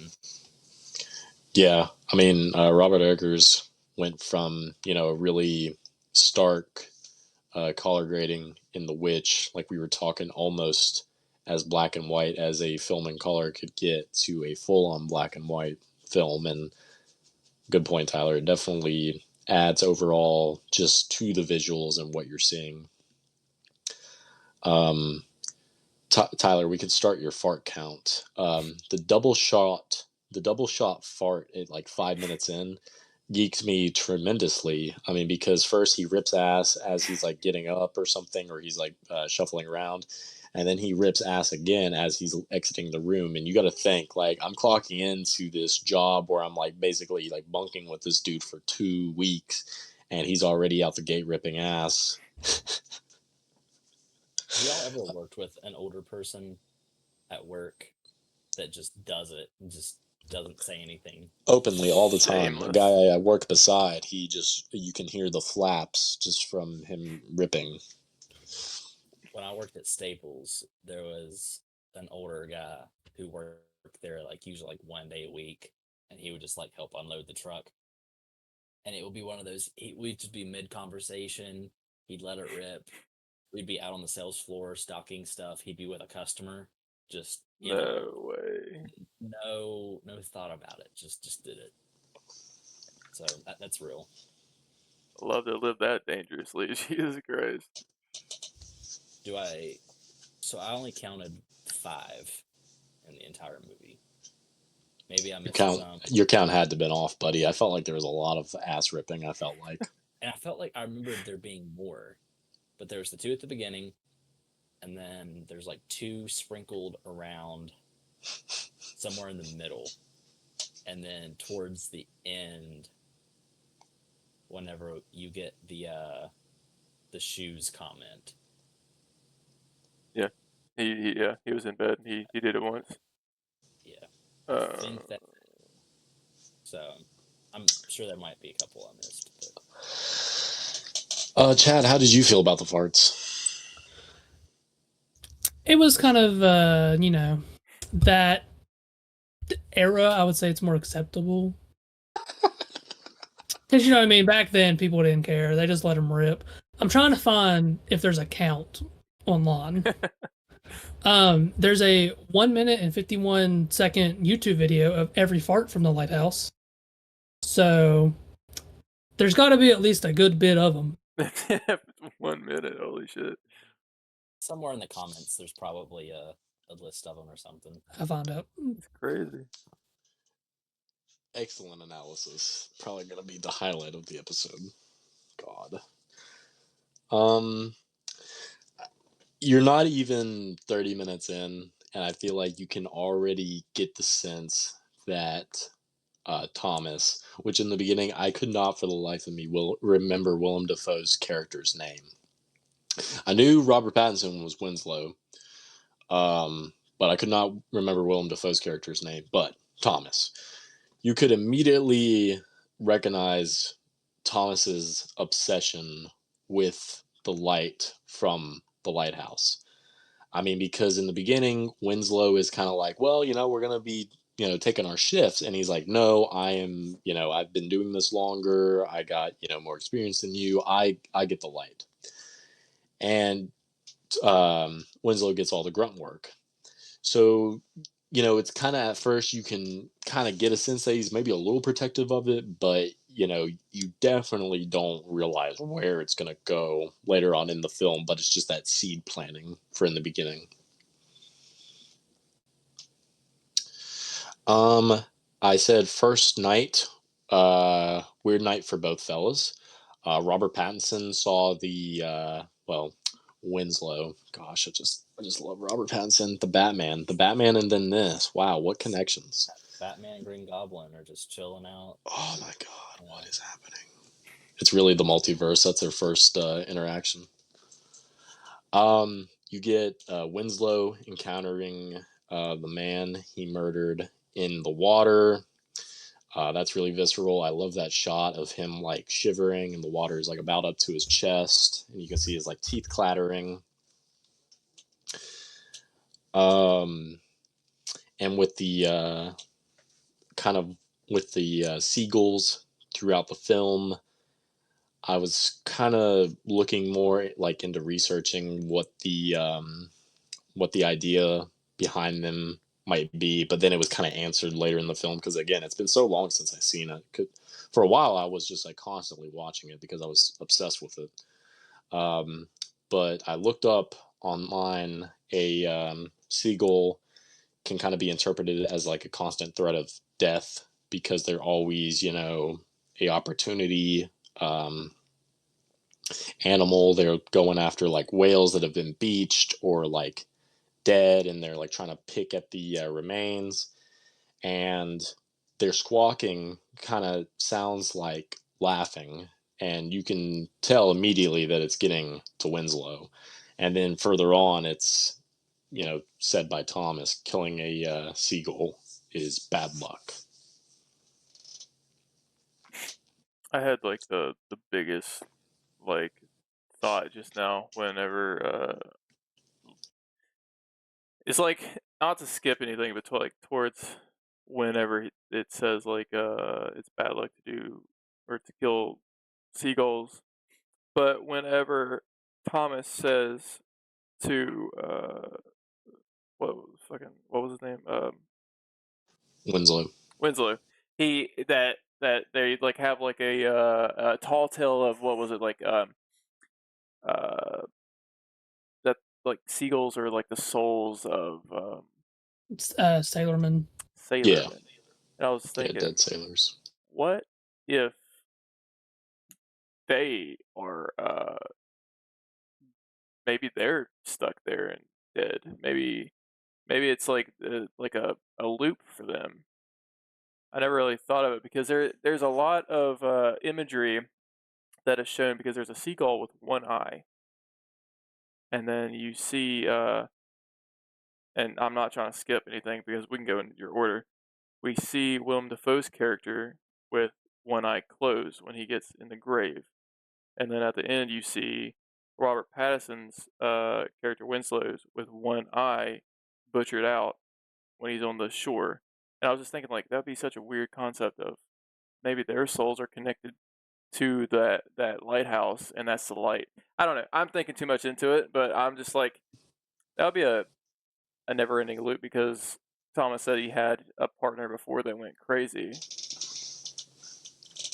and then Winslow goes crazy. I don't know.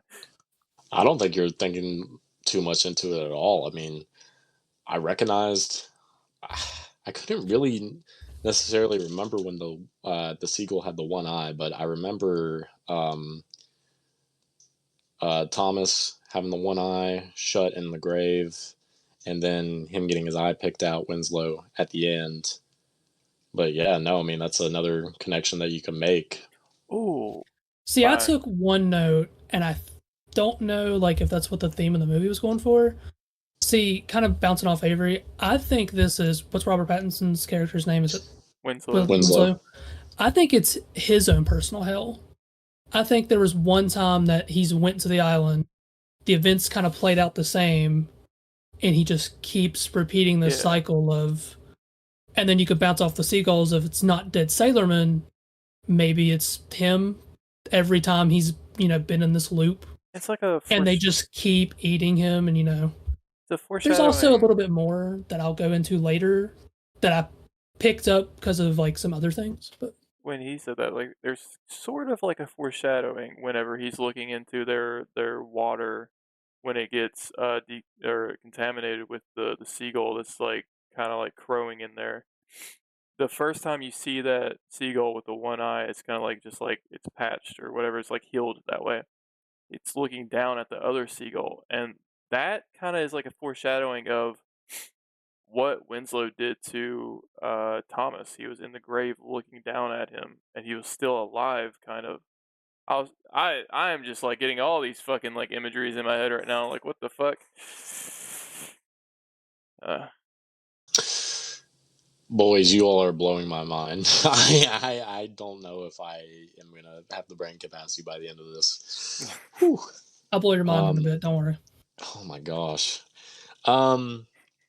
Note I wrote down was Winslow catches Thomas busting a nut through in the lighthouse, and the splooge drips through the grates of the lighthouse floor, and I thought that was quite icky myself. Yeah. I just want to like scoop it up. Oh. Yeah, I was rewatching it. I forgot about It's lotion. how much like jerking off is in this. I really did, and I was expecting it to fall on Winslow's face when it was happening. Me too. And I'd seen it before, but I could not remember. I was like, I swear it falls on his face. That's crazy. It's so funny. There's a lot of jerk off imagery. It is. There's 3 of them, I think, maybe 4. Mm-hmm. I wrote down Winslow pulverizing the seagull may have been a tad bit of an overreaction. Dude went ham on that seagull. I mean, he fucking just was fucking just like 30 seconds of just. I mean, if you want a tutorial on how to maim a seagull with your bare hands, I mean, just watch that. Dude like was hitting it with the 1-2. It was quite impressive, if I may be frank. Some Bruce Wayne training right there. And then that death of the seagull, which, again, killing of seagulls, that's going to be bad luck. You get the change in the wind, and Thomas is like, oh, that's quite weird, what's up with that? And, Winslow is keeping everything a secret. I wrote down for the, there's almost a status in the power of the light. The light throughout the entire film just kind of seems like if you can harness the power of the light, then you're kind of like fulfilled. I mean, because you got Winslow like constantly trying to figure a way to get up to the light, and you got Thomas being overly protective of the light. I mean, it gets to a certain point where you can kind of identify that it's something at play here. Like there's a certain level of a status that comes with it. Kind of like a weird imagery too. That kind of falls back on like what Chad and I were kind of talking about. That Winslow is trying his hardest to get to the light, but he always fails. Maybe it repeats himself. Maybe the light is him moving on, but it's locked. And yeah, I'm gonna be rewatching this movie like nonstop now, just to fucking like look deep into it. There's something I'll talk about later whenever we get to like the certain scene, but there was one word that I caught and I looked it up, and it makes so much more sense now because like the story that I think the movie's based off of is kind of like that. So when we get there, I'll I got a little list here that I've prepared.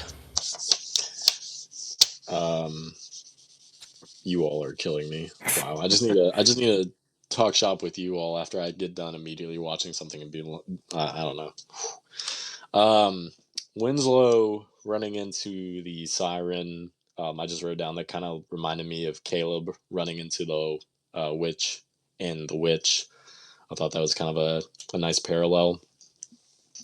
Something that just adds to the interpretation of this being Winslow's like never-ending hell is the loss of time, which I find really interesting. Is whenever it's mentioned that how they miss their relief to get off the island. Um, Winslow mentions something, and Thomas is like, "No, it's been weeks since they were supposed to show up. So I mean, you're going on almost like probably over a month." And it's just wild because when you're invested into the film, you're just kind of like running along with it. I mean, you are only thinking that it's a couple days span, but it's been weeks upon weeks upon weeks. So That one I was kind of confused. I was like, what if Thomas was kind of like messing with him, because I was thinking like maybe they don't want to, since it's like probably not like the biggest budget film, since it's kind of like all grounded, it seems. But like if Thomas was messing with him because how Winslow's facial hair was not growing or any longer than it was, so I was just wondering if maybe that was just like the movie, they just didn't take that extra step to do it, or if I don't know, because I was a little confused on the part of it. I tried to listen in a lot to the sound of like the clock in the background. Like I know you can hear it at the beginning whenever Winslow enters the lighthouse, and I had this like idea in my head. Well, I'm going to see if I can pay attention if you still hear that as like they keep descending into madness or anything like that. But at the end of the movie, you still hear it faintly in the background. So I I was didn't. thinking more of like a going crazy hearing it over and over and over. You might lose track of time or like awareness. I didn't even know about the clock. To be honest, I don't know if it was meant to play any kind of part, which it probably didn't. I just picked up on it in the well, background. honestly, it should because that would be a perfect like audio kind of cue for yeah, it like makes the sense. yeah, absolutely. Um, we get led into probably one of the most iconic scenes in the movie, where Winslow may or may not be talking about performing an act with a stake. You know what Michaela made for my birthday dinner yesterday? What? Potatoes, squash, and don't get me wrong, this was like a nice like 5-star restaurant, like on the plate, you know. Like I felt like I was somewhere nice. Mm-hmm. And the main course was a steak. A fucked steak. Did you fuck it? I ate it. Close enough. Close enough. If I had a steak, I'd fuck it. Truer words have never been uttered. Mm-mm. Because I was hungry when that scene came on, and I was like, yeah, dude's kind of spitting. Fuck. I could fuck a steak right now too. I probably could as well. How y'all like your steak? Medium. Medium. Medium rare. Medium rare. Just a little bit of that paint. Mm-hmm. A little bit. Chad, Good this old, is why. good old juicy fat on it, you know. Chad, this is why we're meant to be. Exactly. And then that scene enters into them arguing about Thomas's cooking, which I've always loved Willem Dafoe's fucking face whenever he talks about how like it turns into like a housewife and a husband dynamic, and he's like, "Oh, you're cooking shit anyways." He's like, "You don't mean that. You're drunk." And I'm just like, that is so vulnerable and fucking hilarious because he's so hurt that he does not like his cooking. I know you liked my lobster. You liked it. Say it. You're not fond. You're not fond of me lobster. Fucking curses him about the fucking seas. I was like, that's By see, Trident. like I didn't know if it was like a underlying thing, but it kind of shows like later. Well, just all through it that it almost seems like his religion is like to the sea, and he almost has like a cult mentality of I worship whatever gods are of the sea type thing. This is where I'll enter. So that was kind of a nod, I think, towards like Poseidon, because he uses the word Prometheus, which I caught, which is a Greek god. I don't know if y'all know much about Greek gods, but there's a story that I had to look up about how Prometheus stole fire and gave it from the gods and gave it to the humans. And it's kind of like a parallel of Winslow going up, stealing the lighthouse from him for himself to give to the people. In that story, Zeus, the god of gods, punishes Prometheus by tying him to a rock where seagulls ate his liver. What is the final thing that we see?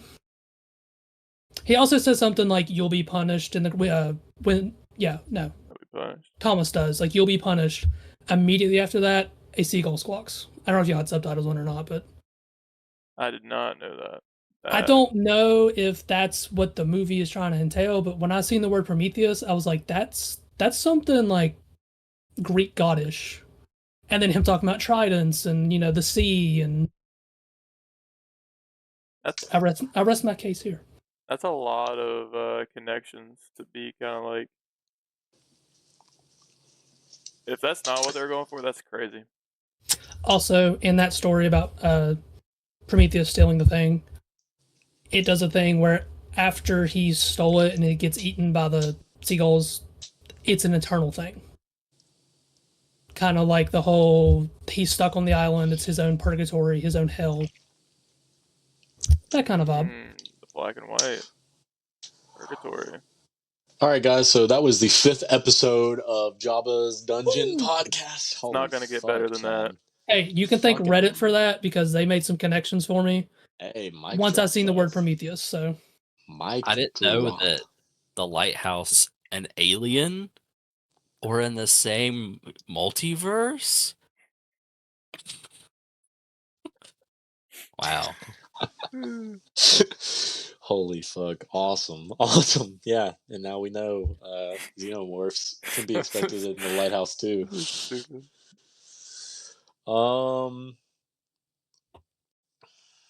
God, I'm rereading my notes, and I'm not in the state of mind for it right now. If you watch the movie again with that in mind, things start clicking, because like I skimmed through it again after I put those connections together, and I was like, this kind of does make sense. Like, man trying to steal fire from him, quote, who he thinks is a god on the island, and just gets eaten by seagulls.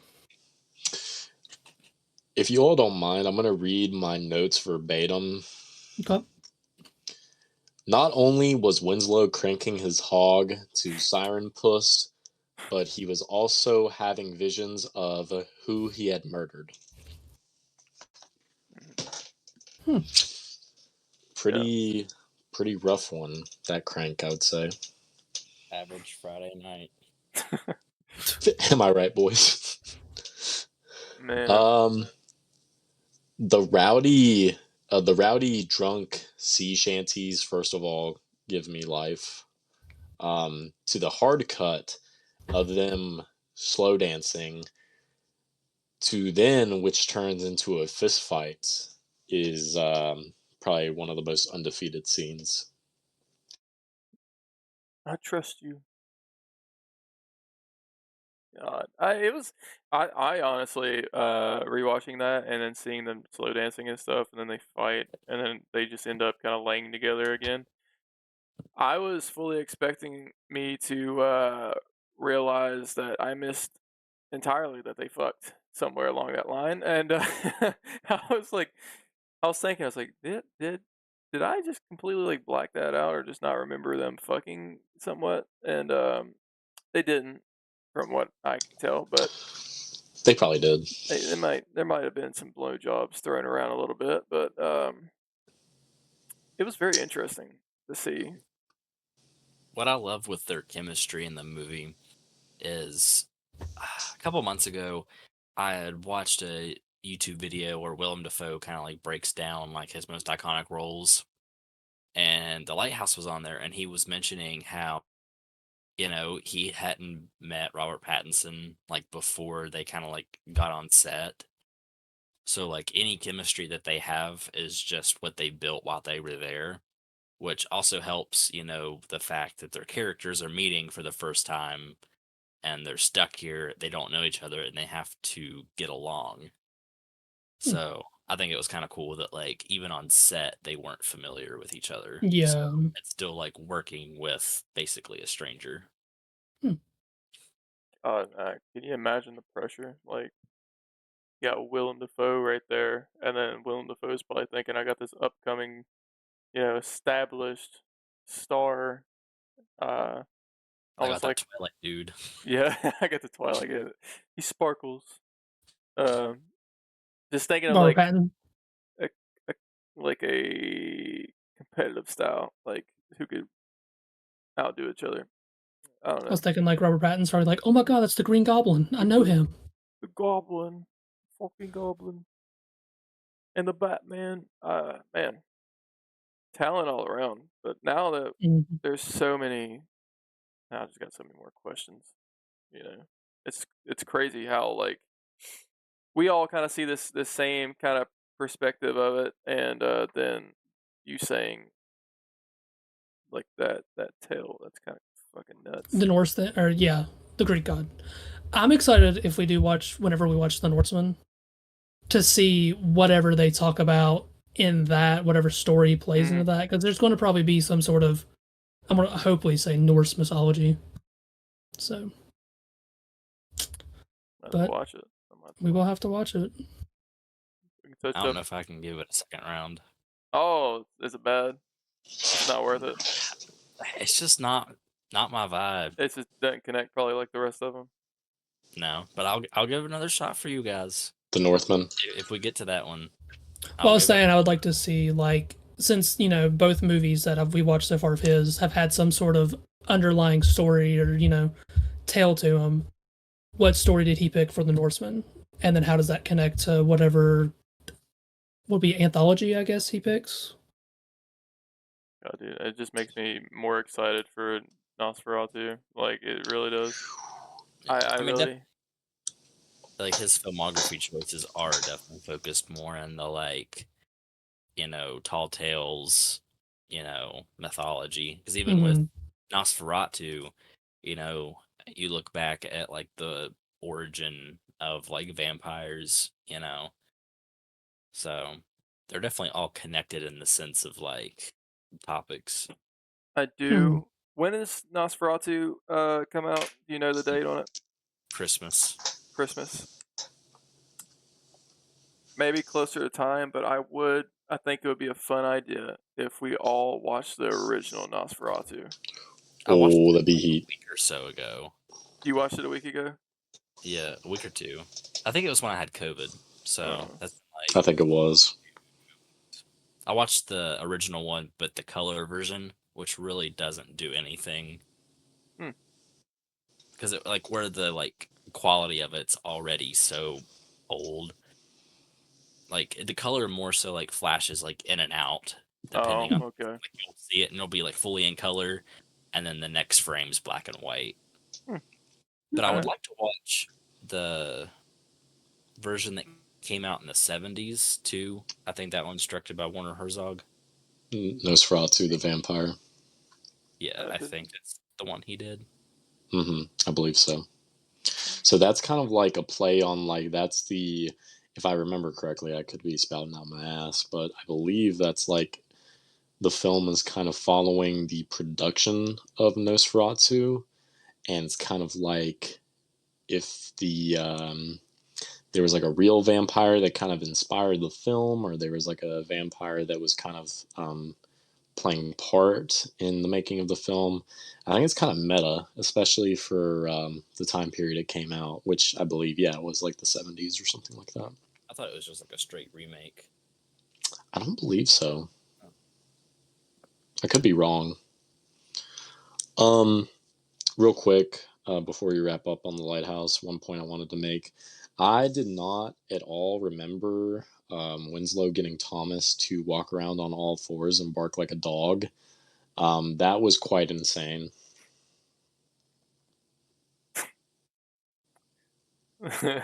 That's all I got. That It was. insane. I'm gonna look up the plot for Nosferatu, but the vampire, that one. But Chad, you gave it 3.5 out of 5. What would the rest of the boys give it? I think I gave it 5. Oh, you gave it a 5? Straight out of 5. Sweet. Sweet. We would know yours, Avery, if you had logged it on the box, and same with you, Chadwick. I'll get there. So Chad, so you would say, forget what did you give The Witch? You gave that a 4, right? I would probably move. I might move the Lighthouse to a 4.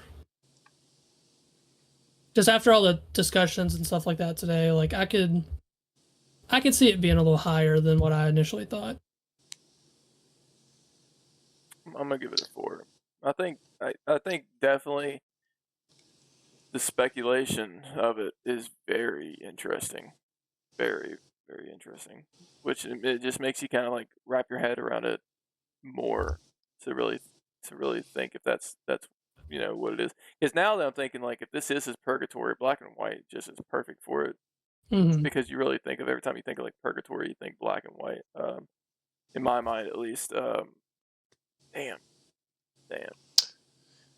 And another thing that I was thinking of, and I'm glad I remembered, the 4:3 aspect ratio not only adds to the overall like cabin fever, like stir crazy, claustrophobic kind of vibe to it, but I mean, as far as like a purgatory, you're in a constant single space environment for an eternity. I mean, what a better aspect ratio than basically a square box as opposed to a full screen. For my rating, I gave it 5 stars. I'm very much fond of the film, and talking to you all made me like it even more. So, fuck yeah. And I don't know what the fuck I was thinking about for Nosferatu, the vampire. You're right, Tyler. I think it seems like it's basically a reimagining of the original. John Harker is a real estate agent, goes to Transylvania to visit the mysterious Count Dracula and formalize the purchase of a property in Wismar. Once Jonathan is caught up under the evil spell, Dracula travels to Wismar, where he meets the beautiful Lucy, Jonathan's wife, while a plague spreads through the town, now ruled by death. So is Vlad the Impaler just Nosferatu? Vlad the Impaler, I'm pretty sure, is like the inspiration for just vampires, or like I remember a long time ago I listened to like a whole vampire lore video that like broke down like originating when they started up until the like craze of actually thinking that they existed. Wait, they don't exist? Buffy fucking lied. Wait, Twilight's not real? No, guys. Chad, is this true? I thought Morbius was real. It's Morbin time. It's Morbin time. God. Brain rot. I'm craving for some Morbin time. God, brain rot. We can add that onto the shitty early 2000s, mid 2000s superhero movies, because that snuck its way into 2020 or whatever the fuck that was. They just keep making them. The same old guys that fucking live in that time period. I don't know. God. So, Chad, which did you prefer more between The Witch and The Lighthouse? Probably The Witch. Interesting. I feel like that kind of time frame and like, dealing with witches and like stuff like that's more appealing to me than Stuck on a Rock. Masturbating. That and some steak, you know what I mean? Like that's up there.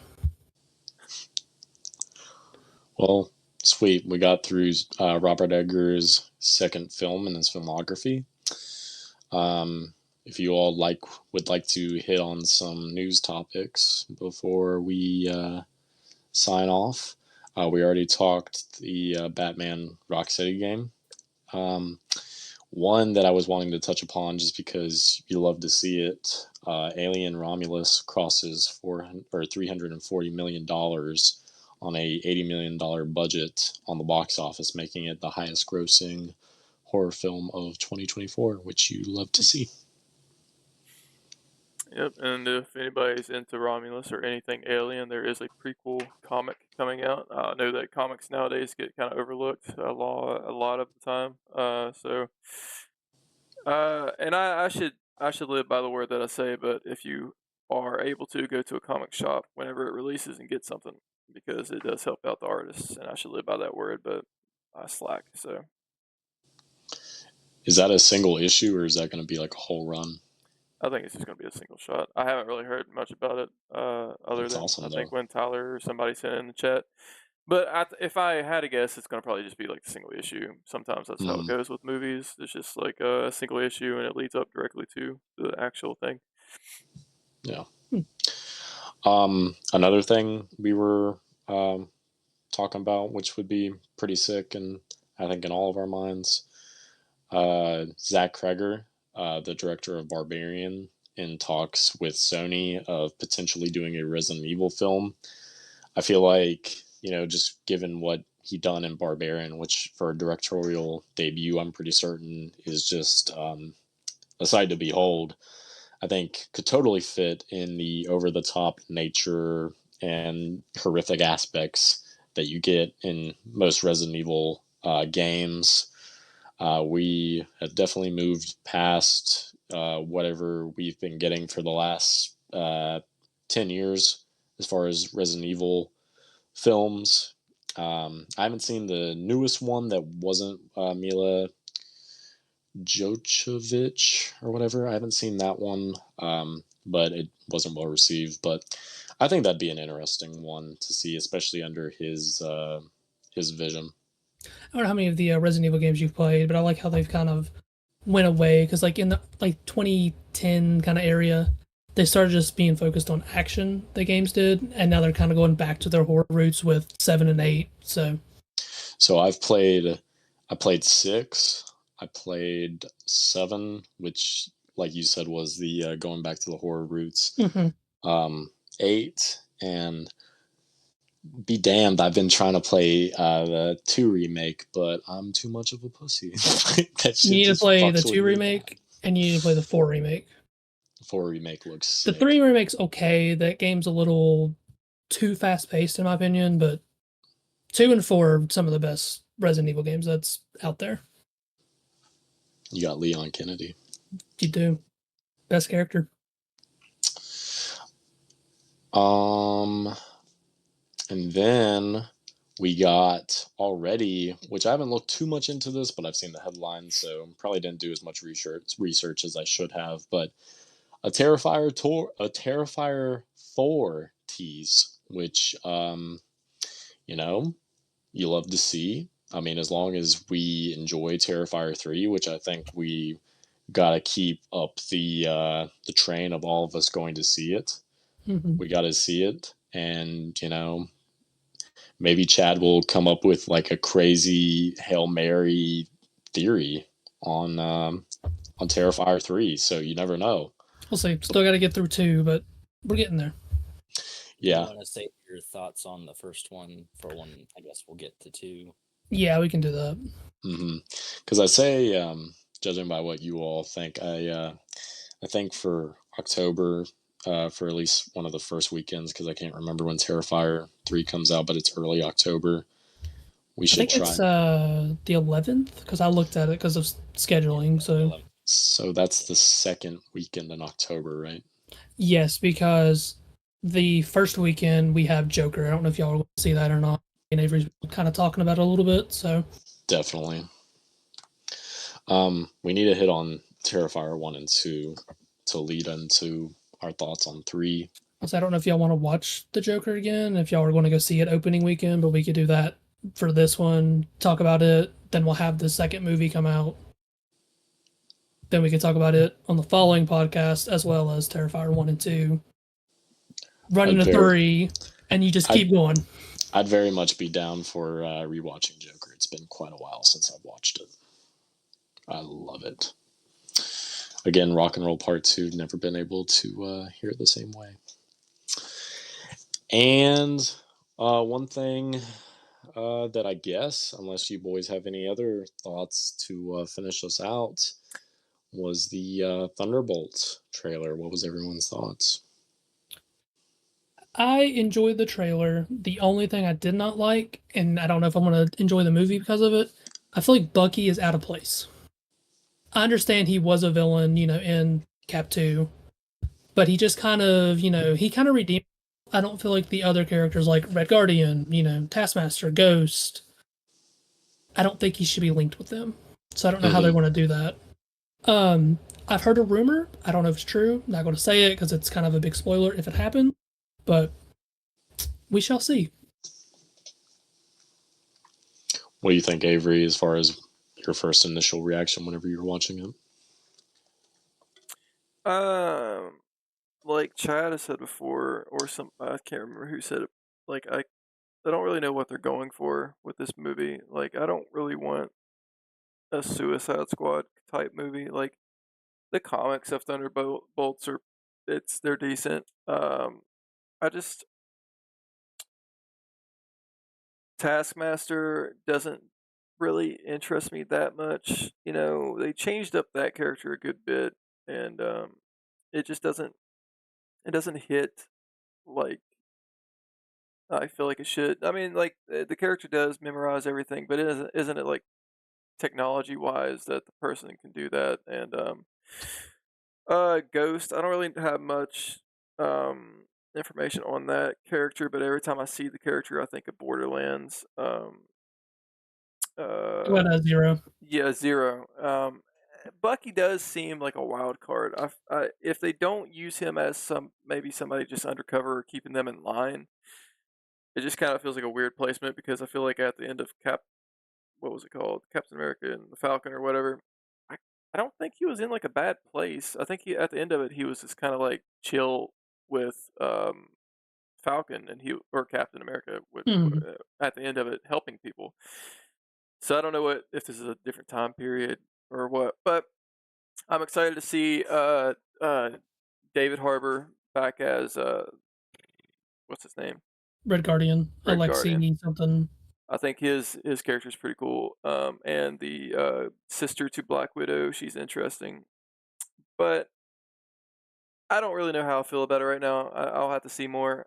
I hope that we do see Red Hawk maybe join them because in the comics they did do something like that, and that was kind of neat. But from what we've seen of Red Hawk as of now, he's a raging monster like regular Hawks are. So he doesn't. In the comics, he has like his full like conscience and brain and can talk and everything. So I don't know how far they're going to go into that, but I'll watch it. I'm wondering with the title with the asterisk. Mm-hmm. It seems like it's not like the final title, or like I don't know if that's like a creative choice or if there's something that they're going to add post release. Mm-hmm. Where's the asterisk? The very end. It's like Thunderbolts asterisk. Oh, that's weird. I'm excited to see Wyatt Russell back as U.S. Agent because I really liked him in Falcon and Winter Soldier. That was a character And I like to kind of see him build more in these movies. Mm-hmm. And then I think that was all the Sentry, Bob. How they kind of like teased him for a second there. So I think he'll be interesting to see whatever they do with him if he's, split into his other, like, the void self or whatever, because he has the anti guy or whatever.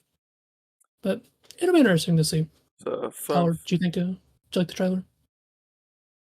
Yeah, you like the trailer, boy? Who, me? Either one of you or Tyler. I missed out on like 2 shows and a movie, so I don't really have any context, to be honest. I just know I said in the Discord, the same thing Avery was talking about, like, the tone, it kind of gives the same vibe as the Suicide Squad, just ragtag on an adventure. Yeah, as soon as you said Suicide Squad, I was like, fuck. But Yeah, you really hit the nail on the head with that kind of connection. There's parts in the trailer that gave off like a violent, kind of action movie, and then you would get some of the like Red Guardian comedy quotes, and you got the Pixies in the background of the trailer. Mm-hmm. So what is it? You said the Pixies. You had "Where Is My Mind" in the song for the trailer. Avery, what's your dog's name, real quick? Lily. So we gotta ask her what's her opinion, since she's cameoing in this. Thoughts? I don't know if she watched it. I mean, me too. We're the same. We share the same brain cell. Avery, didn't you have something you wanted to hit on with the Texas Chainsaw Massacre game? Oh, there's a update coming out, or maybe you're calling it an expansion of a 1v6, and I'm forgetting the character's name, but it is something that it's just an expansion of a character, and it's a 1v6. I don't remember the character's name from the original one, and maybe I just missed out on this one. But I don't think so. You said it was like Johnny something, right? Or something?